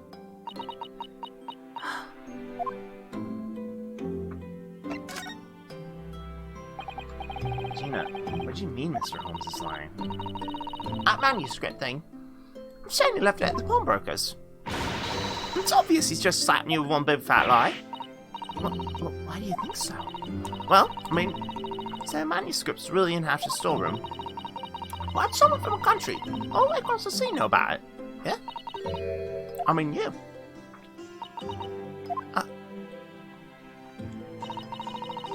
See that, Elmsy? Took that dodgy manuscript and flogged it off. And he's trying to keep all that hush from you, Iris. But I don't think Holmesy would do something like that. Ha! Adults can tell the most awful lies with the straightest face and don't hurt them a bit.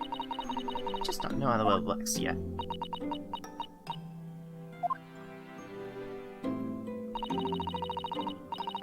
No manuscript in that shot.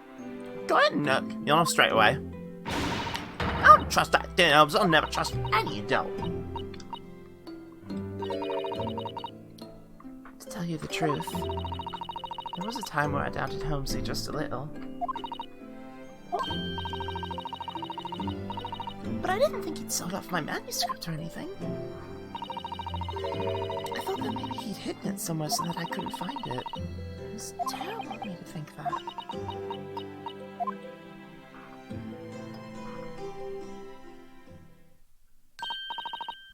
Oh, is it that time already? Let's head back downstairs, Jean Bean. Okay. Oh, before I go, Please don't tell Holmesy what we talked about here. Yeah, I know. Night, you two. You should let me take care of breakfast tomorrow morning. Oh, of course. Can't wait. Well, sweet dreams.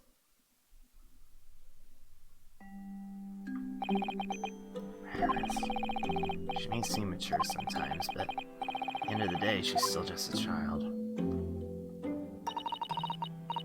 Shall we call it a night, too?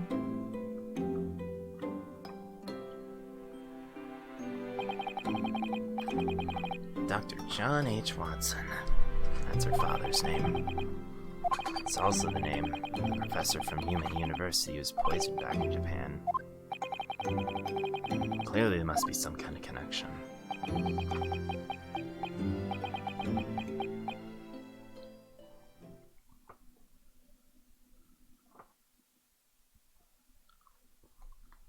Naruhodō. Master Naruhodō. Is that Mr. Holmes? What's happening? Why are you here this late? Gina's gone. Gina, what? She should have been sleeping together with Iris, but She's not there. oh, she is quite the free spirit. You sure she didn't just go home? Before they went to sleep, I overheard them talking. Gina seemed quite excited to try Miss Susato's breakfast. I don't think she simply went home. I've been waiting over an hour for her to return. Oh. Master Naruhodō, could you look out the window for me? Why the window?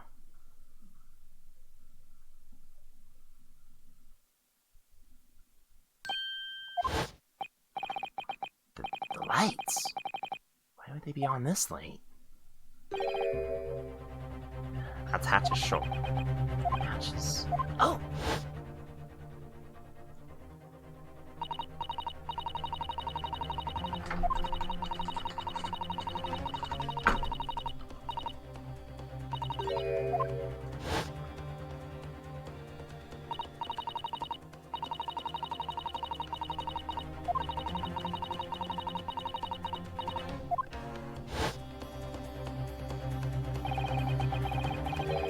Seriously go there, did she?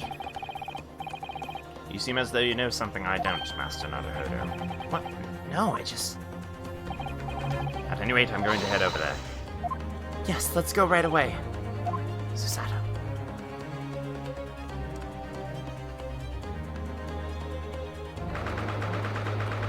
April, 1:14 a.m., Baker Street.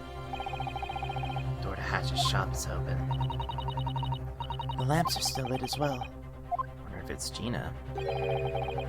Let's hope it's only Gina. What? We should head in for now. There's no mistaking something has happened inside.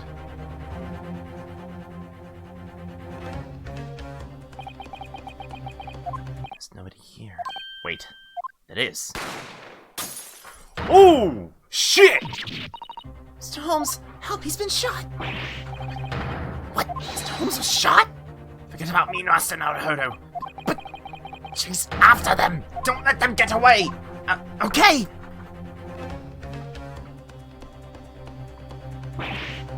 Damn, it's too late. I've lost them. What's the situation? We came under the receipt with this emergency from the pawn shop. Please, come with me! Sherlock Holmes was shot in the pawn shop! What'd you say? I led the police officer back into Hatch's shop.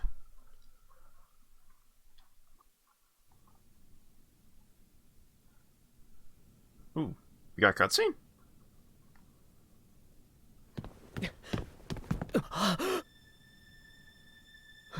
Holmes-san! なるほど様。大丈夫ですか？僕は大丈夫だ。心配ない。それよりもあの扉の向こうだ。早く。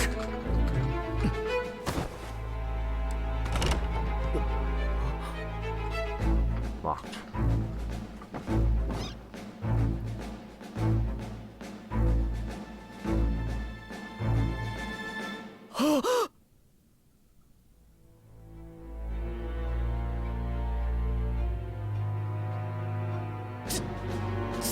さん。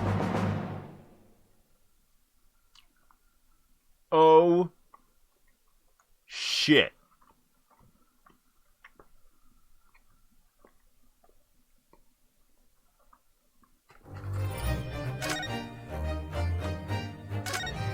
We'll keep going for about half an hour.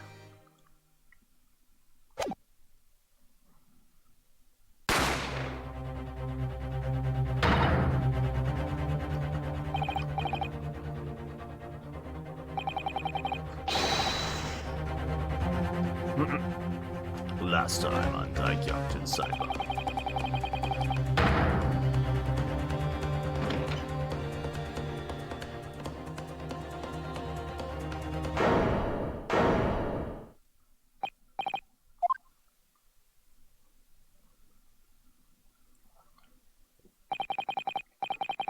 That isn't.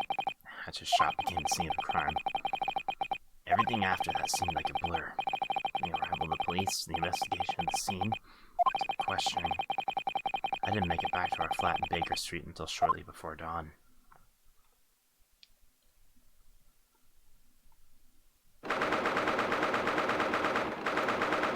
April, 6:21 a.m.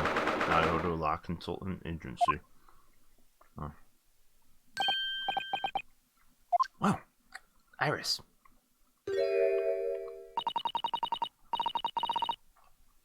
I got this telegram. Do not leave the flat. Yeah, I asked one of the policemen to type it up for me. I just couldn't come back right away. When I woke up, both Jane Bean and Helmsy were gone. Ryu, what's going on? Bogle's shaking. She's probably trying her hardest to stop the fear from getting the better of her. Alright, I'll tell you everything that happened last night. Then it's true, there was a crime. Yeah. Yeah, there was.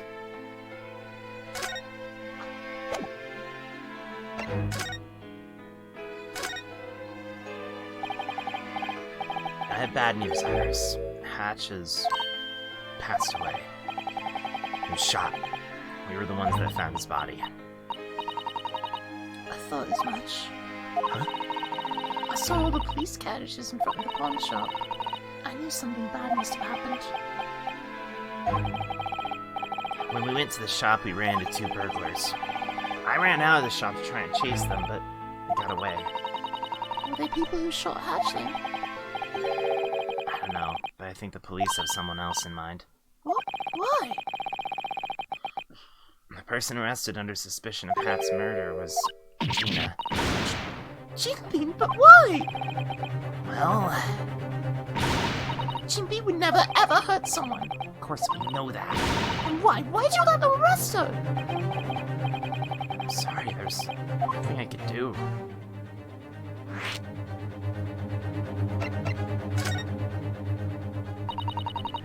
What about Helmsy? Is he still investigating the case? Seems that skipping rope is bad for your health. Listen to me, Iris. I need you to stay calm. Mr. Holmes, he's been taken to the hospital. He was shot too. At his shop. They shot Helmsy? What? He's fine though. His life isn't in danger. Really? You telling the truth? Where is he right now? He's at St. Anne's Hospital. They're treating him as we speak. We have to go right away. I can't. Why? I'm Helmsy's family. No one can see Mr. Holmesy right now. I'm told he's not allowed any visitors since he needs to undergo surgery. Surgery? Helmsy? Helmsy?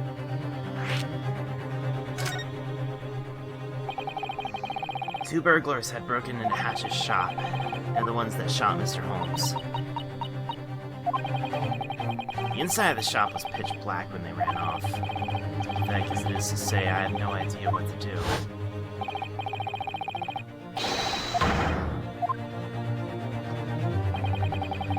So I ran outside the shop, but they were already gone. All because I was there dragging my feet. I'm so sorry, it's all my fault they got away. think that was for the best. Because if you'd gone straight after them, you might have gotten hurt too. I'd hate that. That would have been horrible. Iris. Say, Ryu, where's Susie? Sasato's still down at the station. What? Why? He's probably still in for questioning. He said it would take some time. But they already finished questioning you, though. Well, I didn't really see the criminals all that clearly. Sasato stayed at the scene with Mr. Holmes. Okay. More importantly, I couldn't bear to leave Iris alone here by herself. I asked Inspector Gregson and let me go home early. If only you brought me along.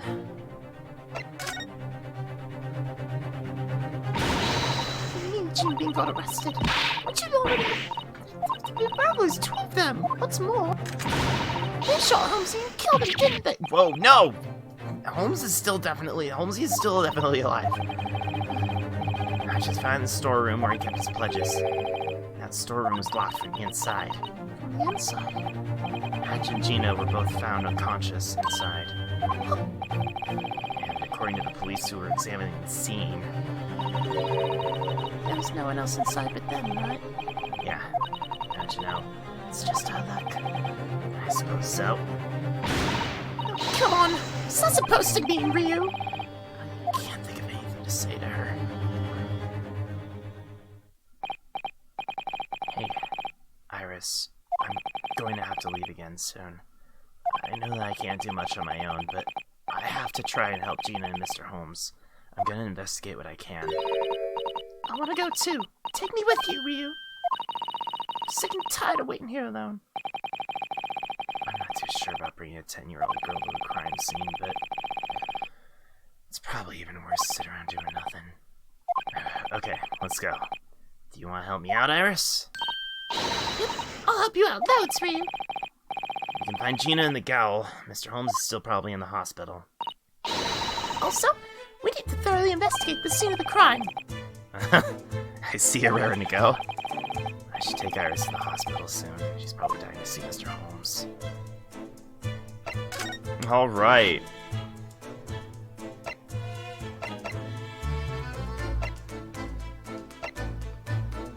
Let's hit up the hospital.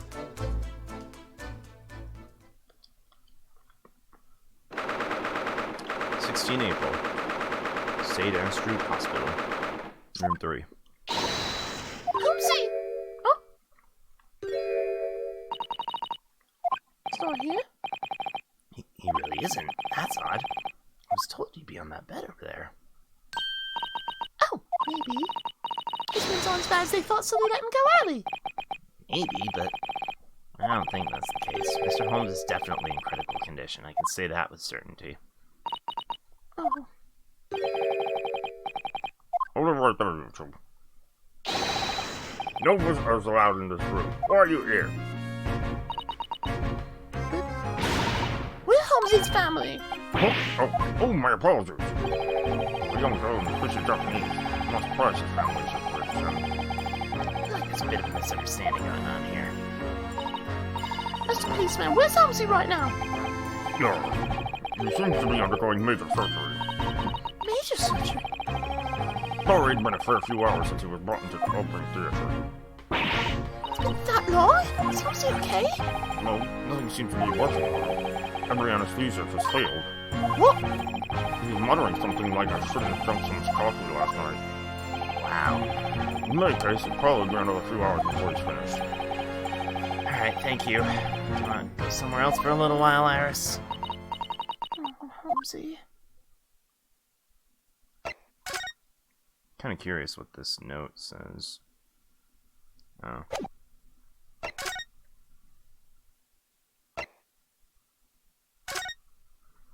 To the goal! To the goal!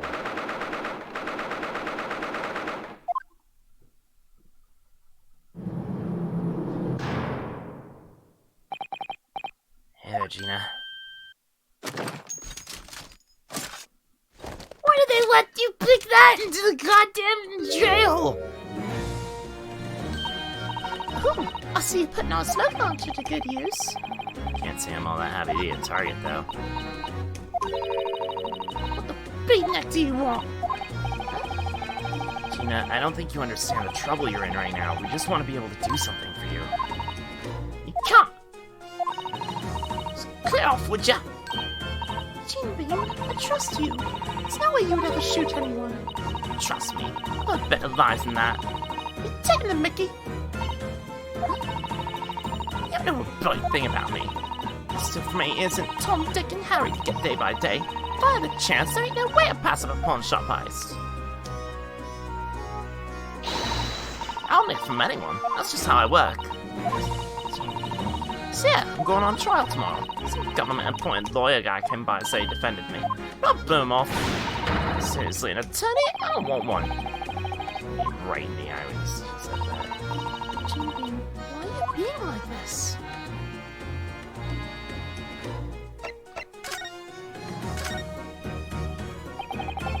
Why'd you refuse the government-appointed barrister? They just kind of told me to sign a letter of request. At the end of the day, trial's just a cesspit of lies. Just put a finger at someone and there you have it. That's what adults do. Why do you think so? It's always been like that, living in back alleys. Some geezer tells you what to do, and the next minute, snitching on you at the police. I've had plenty of backstabbing around me. You'll nearly go cold. The second you start trusting others, it's over before you even know it. Gina, about the trial tomorrow. If you'd like, I could... No! Bean, do you not trust Ryu? No, I don't. Just leave me alone.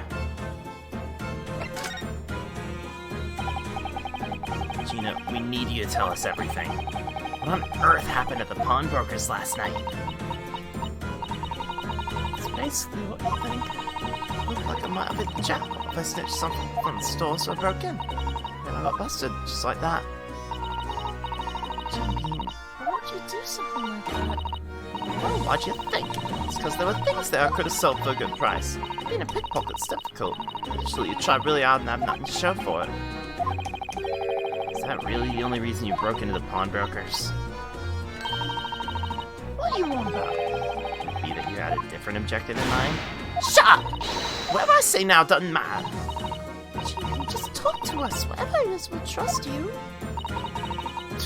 Trust me, you're both daft. Everyone lies, you know. Doesn't matter who they are. All lies in the Well, the biggest, fattest liar of them all.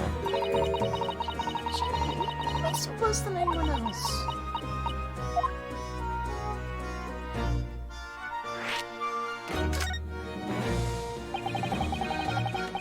Now you think you're the biggest, fattest liar of them all. Come on, tell us more about it. Sorry. Go up for questions, Sim. Bean, Yeah. Here you are. Take this. Look at it, it's a souvenir.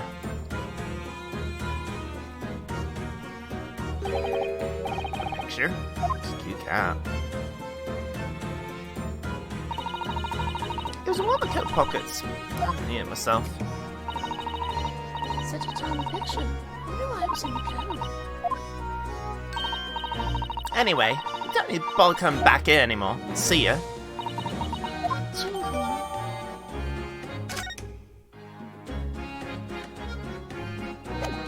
Guess that's all we're getting. Alright, let's go investigate this place.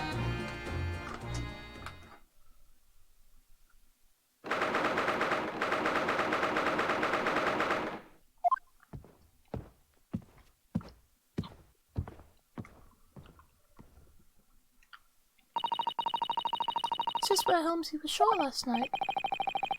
Yeah, 2 burglars ransacking the shop. It's kind of weird. The police here doesn't really seem like that's what happened. Yeah, you got that right. In fact, it looks like the police are the ones doing the ransacking. It's true. If you squint, one of those outfits makes them look like common burglars. Oi, what's about us? Oh. Morning, Inspector. Good work last night. Thanks to you, we got the privacy while it was still fresh. Still a bloody shame you let those burglars get away, though. Sorry. I heard the police were stepping up patrols on this side of town. Holmesy's had really bad luck, hasn't he? Oh! Lady! I didn't realize you were here. If anything bad happens to Holmesy, it's your fault. Make sure he gets the best doctor, got it? But of course, he's being treated by one of the best doctors in London. Also, I don't think it's Ryu's fault that the burglars got away. Yes, of course not. You've opened my eyes, my lady. Everyone knows it. His soul's nowhere near as black as his clothes. Whoa, what in the world is happening? As soon as he saw Iris, Inspector Gregson's smear changed entirely. Oh, my lady, how rude of me to forget. Are you thirsty? How about juice? Would you like some juice for your poor dry throat? Did you say you're thirsty, Toby? Try some of this. It's my special blend of herbal tea.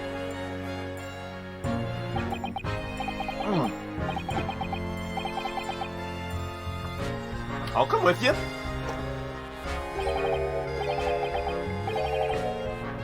This is absolutely delightful. I still have no idea what's going on.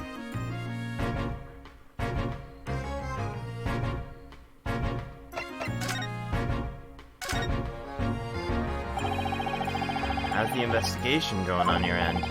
Well, it's a very simple case. We've already decisive evidence. The indictment of that pickpocket we arrested last night was just approved. An indictment against Gina? Exactly. The trial begins tomorrow at the Old Bailey. So decisive evidence, Toby. What does it tell us? No, I can't let that information go. Not even for you, lady. Let me guess. 2 people ran away from the scene last night and both been caught? What? And maybe, just maybe, those 2 people will be testifying in court tomorrow. Oh! How did you know? I just kind of felt it might be the case. He's really scary sometimes. So the 2 that shot Mr. Holmes have been arrested then? Well, shortly after, some of the policemen on patrol called him. Gina's at the gala now, correct? Right. She should be. So long as she hasn't stolen the key to herself from the guards. So, what is Mr. Holmes' condition? That's confidential. As an inspector of the yard, I can't just let that information slip. I'm just having an operation in St. Augustine's Hospital, right? Why can't I see him? I'm his family. I apologize. Mr. Holmes currently not allowed visitors. What?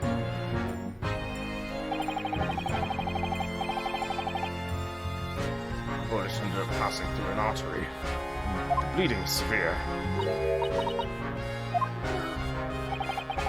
He seemed alright when he was initially shot, but even the great detective goes strangely quiet when he loses too much blood. It's supposed to be surprising? Mr. Holmes is human just like the rest of us. He's undergoing an urgent operation at the moment. Never stop the bleeding. So he'll be okay, won't he? They'll save Holmesy, right? Of course! He'll definitely be okay, my lady. Really? How do you know? What? How? What? That's because he's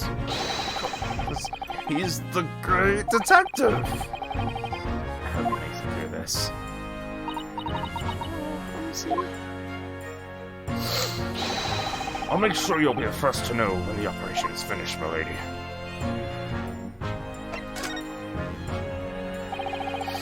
This is just something I've been wondering about personally for a while now.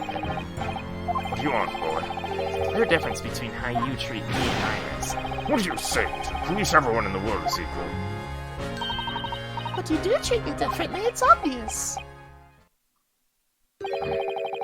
Adventures of Sherlock Holmes. Oh? I'm a character in those stories, Inspector Tobias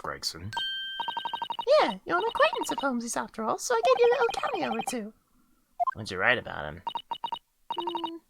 I forgot. To quote Holmes, he's the yard's greatest asset. Really?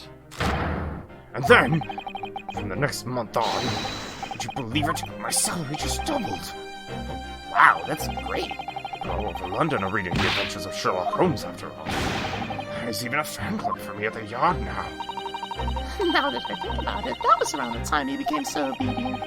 Ladyward, to have the Holmes say even one bad thing about me. Something like, Gregson, he's terrible. He's really been getting full of himself recently. What happened to my salary? When I think about that, I get scared. Sleepless nights come one after the other. You know I wouldn't do that. When a new issue of the Strand magazine is released, I flick through it, fingers trembling. That must be tough. Here you go. Some of my special blend of herbal tea. Oh yeah, chug it, chug it, chug it. Oh, delicious. It's absolutely delicious. Oh, that reminds me, boy. I have a word with you. Sure, what's up? I forgot, but there's a message I have to relay to you. A message? You should ask me about it.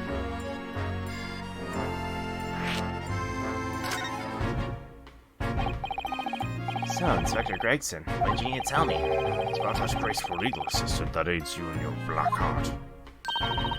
Something about Susie? You should be undergoing questioning down at the station at the moment, right? No, not anymore. You ran out of time, you see. Out of time? Of course, it's because of the summons issued by His Lordship, Chief Justice Vortex. Oh, forgot about that. We finished up our questioning and used one of our police carriages to get her there. She doesn't have money for the ride home, so I was told to send you to the High Court. For goodness sake, she has some nerve to use an inspector as a messenger. I understand. Thank you very much. Why was Susie summoned? Honestly, I don't know. High Court of Justice. Better head over there. Alright. Let's do that. New guest. Let's go pick up Susie. 16 April. Chief Justice's office. I have to say, the oppressive atmosphere never fails to crush me to a pulp every time I come here. Really? Feels normal to me. Huh? I mean, look at these suits, Farmer. They just look silly to me. Wow, you sure are brave, Iris. Now, are you absolutely sure that tomorrow is fine? Yes, thank you very much.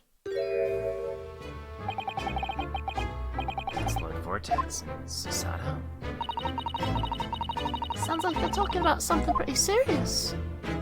That is all. You should return to your flat now. I'm sure there is much you need to prepare before your journey back to Japan.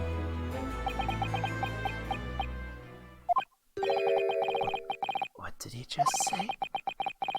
Her journey back to Japan? Susato!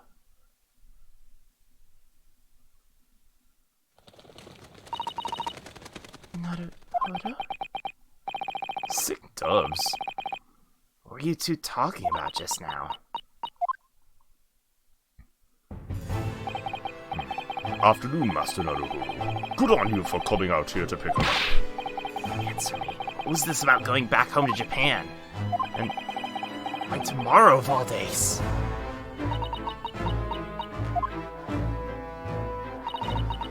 Tomorrow. Jinbingo's on trial. Gina?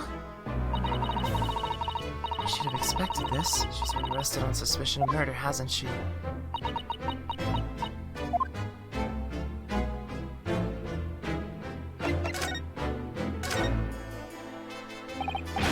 Susato, what exactly is going on? There's no need to worry, Naruhodō. The only person who will be returning to Japan is me. You'll be able to remain here as you have been, and I don't care about that! Why is this happening? I'm told that my father has fallen ill. What? Your father, Professor Mikotoba.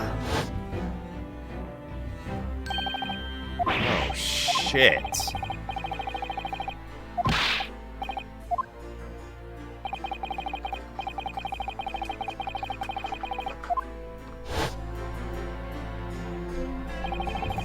The government of our great British Empire received a telegram for your country. 10 days ago, my father collapsed due to high fever. The root cause remains unknown. I have heard his condition is getting worse with each passing day. Oh no. It takes around 50 days by boat to reach your imperial capital, Tokyo, from here. I have advised her to depart as soon as possible. That makes sense. Early tomorrow morning, I will be departing from London. I didn't see this coming at all.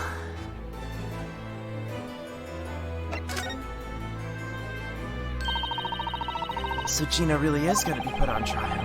Her indictment was made official a short while ago. Trial starts tomorrow. What? Hasn't even been a day. Gina, the girl involved in the shooting at the pawn shop on Baker Street, correct? How pointless. It's clearly just a case of a cornered pickpocket frantically taking a shot. Scotland Yard does not have time to waste on such an insignificant case. Insignificant? I mean, GP didn't shoot anyone. Master Naruhodō, Yes? in light of your status as an exchange student, I will overlook this girl's disrespect. However, I do not recall permitting a child here. I suggest you leave. We understand. Criminals will tell the most sickening lies without batting an eye if it means living another day. Police squander their time breaking apart the endless lies while London drowns in crime. And in the midst of all of this, there is far more important incident that requires our attention. Now that I think about it, yesterday. Yes, Inspector Gregson said something similar. Well, it goes without saying, but that case is of no concern to any of you.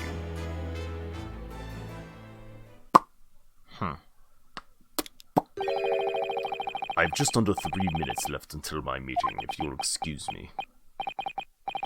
Excuse me, I have one last question. And what would that be? It's about Gina's trial. Would there be any problems if I acted as her defense? No, that would be perfect. She still has no attorney assigned to her case, after all. What? That's horrible. I mean, it's true Jeannie's a bit of a thief, but... Do not misunderstand me. Those who cannot afford their own attorney are instead appointed one by the government. So long as she signs the letter of request, she will get a fighting chance free of charge. But this defendant is steadfast in her refusal to do so. Why? What on earth happened? Who knows? If you want to know so badly, go and ask her yourself.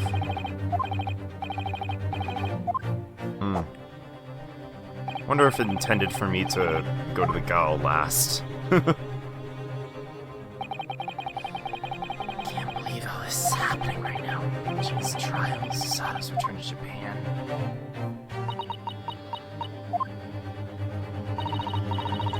In any case, we should depart. Come along, Naruhodō, Iris. But Susie... You gotta go home, right? Shouldn't you be packing and stuff? As the legal assistant, there is one thing that I'm always duty-bound to do. I must aid my defense attorney, Ryūnosuke Naruhodō. That comes first. Sato! She seems so conflicted. Would you two mind if we stopped by the Gao? There are a few things I'd like to say to Gina. Yeah, of course. Let's go, Susie. To be honest, my mind's a mess. But I'm gonna do what I can now as an attorney.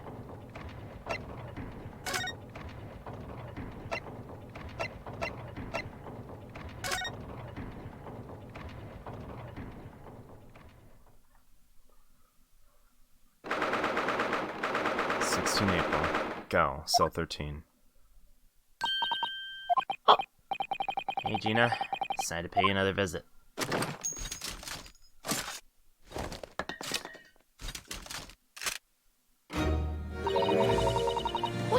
this time? Talking about color? She almost makes it look valiant as she struggles to reload that thing. Maybe I should streamline the reloading process. Unplug your ears and listen properly this time. No matter how many times you show your mug, I ain't got nothing else to say to you.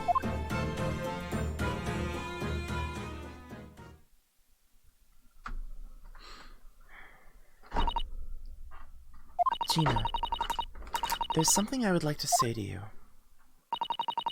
What you want now? I wanted to say goodbye. Goodbye! I must return to Japan tomorrow. Most likely we will never meet again. Alright. I've met so many people here in London. I made so many memories, both good and bad. Most tragic memory of all would be the sight of Iris's tear-stained face as I'm helpless to cheer her up. Oh my god, Susato's milking it. She's milking it. Susie. Why do you think that bothers me? Iris and Naruhodō both trust you deeply, Gina. You won't even return the favor. That's right. So what? What are you playing at? I just don't want to see them hurt. Hurt by none other than you, Gina. From me? As such, I have one simple request for you. I want you to completely betray their trust. What? Once you do, you'll get what you want. Well, I'll leave you alone to rot. Fine. It needs to be done. Everybody tells lies no matter who they are. If you honestly believe that, then I want you to prove it. Prove that you lied, Gina. Jane, that's what you said. You're a big fat liar who doesn't deserve a second chance, right? Please, Gina, tell us the truth. As a mere legal assistant, this is my final request to you. No way. Gina really tell such a self-deprecating lie? Maybe you're referring to the trial from 2 months ago.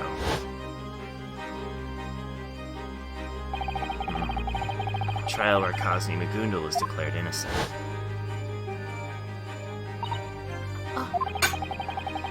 Bizarre murder happened inside a moving omnibus. During the trial, you were brought to the witness stand by prosecution. Yeah, that's right. Throughout the whole bloody trial. I just lied and lied. They weren't just little pokers either. There were some pretty awful ones. Could you tell us more?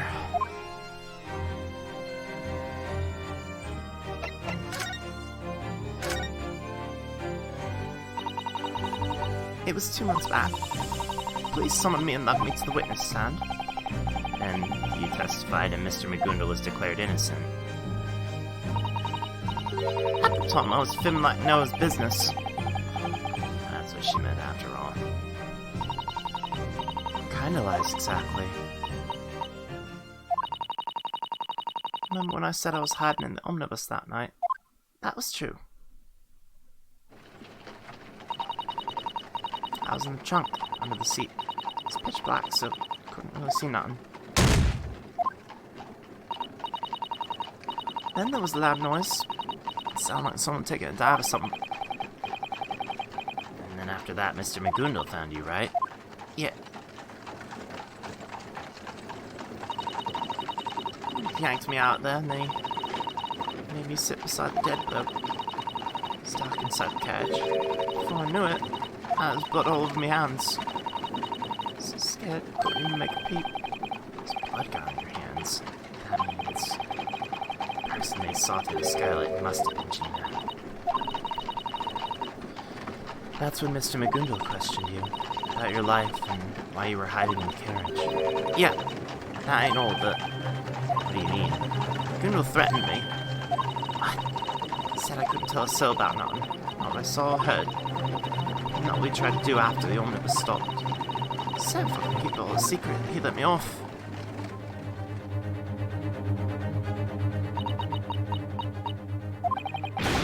Tell us everything you had to keep quiet about. Everything you saw, everything you heard. Yeah, Soseki's free. Oh! Okay, here we go. You said you were told to keep what you'd seen a secret. You were hiding the trunk in the seat the whole time, right? What's more, Mr. Migundo was sitting on top of that seat.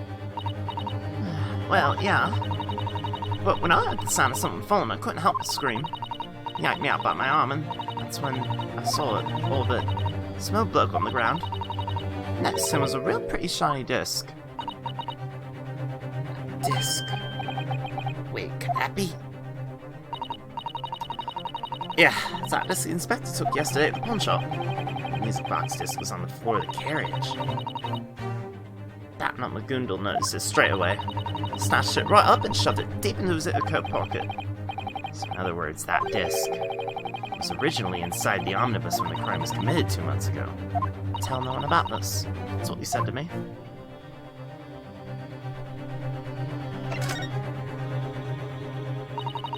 It was pitch black inside the trunk. It was out for making all noises. Eventually, I heard someone climbing into the carriage. Mr. Magundal getting on by himself, wasn't it? No, someone else too. What I heard was 2 sets of footprints. Mr. Magundal and the victim. Logically, those are the only 2 it could have been. I'm right, the victim was a bricklayer named Mr. Mortar.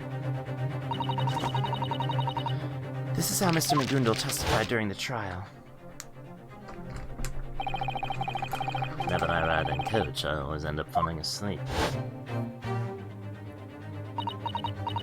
Then, Gina, your testimony backed up his claim.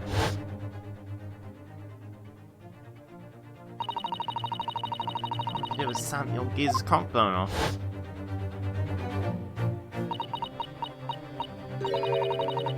That's just a lie. 2 blokes in the carriage weren't sleeping at all. They were talking real quiet, like about something at one time. What exactly were they talking about?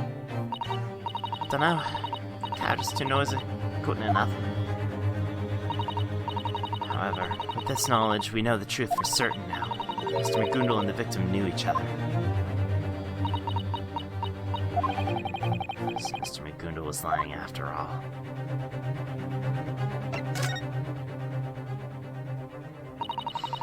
There was a dead bloke inside the carriage, so I knew we'd get busted right away. If I remember correctly, the 2 patrons on the roof instantly noticed the murder. When the carriage stopped, Magundal had made inside the trunk. Then, 2 people on the top quickly ran off to call the police. Those are Mr. Fairplay. Those were Mr. Flairplay and Mr. Ladyfirst, right? That's when Magundal asked the coachman to do something. What did he ask him? Might I ask you to go and pledge my coat at the pawnbroker over there? As for the reward, I know. How does 10 guineas sound? Pawnbrokers? Is that... Yeah. That old Uncle Hatch's pawn shop. Coachman snatched his 10 guineas and coat and ran off. After that, Magundal let me out of the carriage. Let me go after giving me condition. Condition?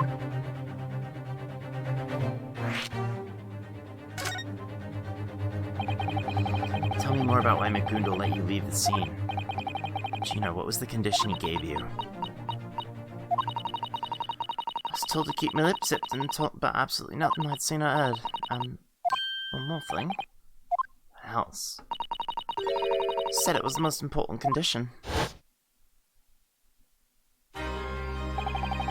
I just gave that driver some money and sent him off on a little errand. Did you see what I asked him to do while you were inside that carriage? You hadn't popped that coat in the pawn shop, yeah? Why, aren't you smart? I want you to keep the pledge ticket for that coat. Pledge ticket? Why me? Within the next 2 months I will come to retrieve it. Until then, you shall keep hold of it. You better not lose it.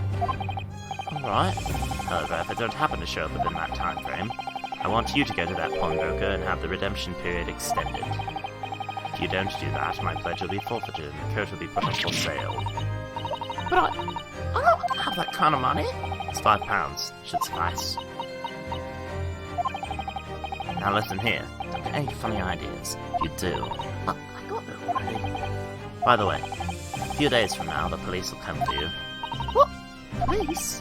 Indeed. They will ask you to stand in court as a witness. Before we finish here, how about we have a quick rehearsal about what you should and what you shouldn't testify?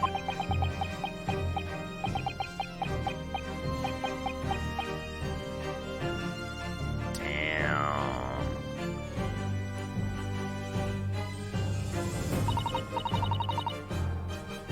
And I just left the place. He'd pledged someone in the bushes near the scene. I don't know if to get it the night after. Monster. Where's this poor girl doing perjury?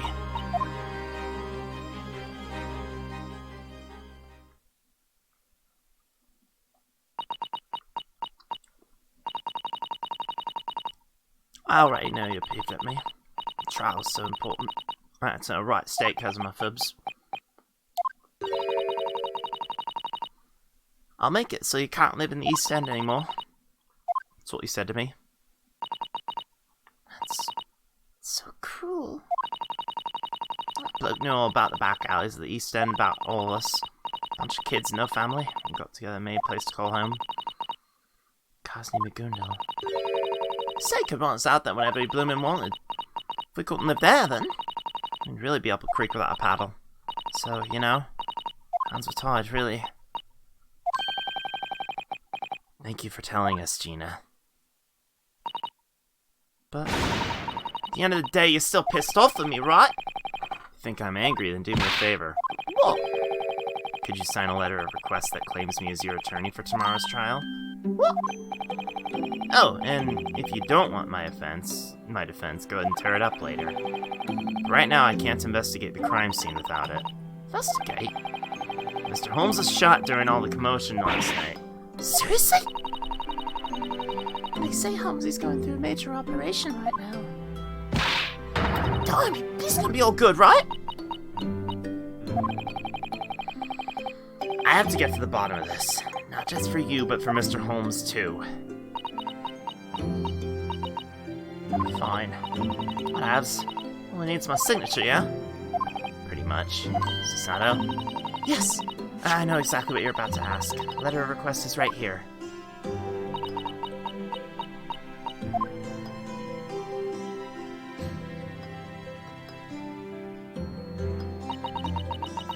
I don't want any defense though, so...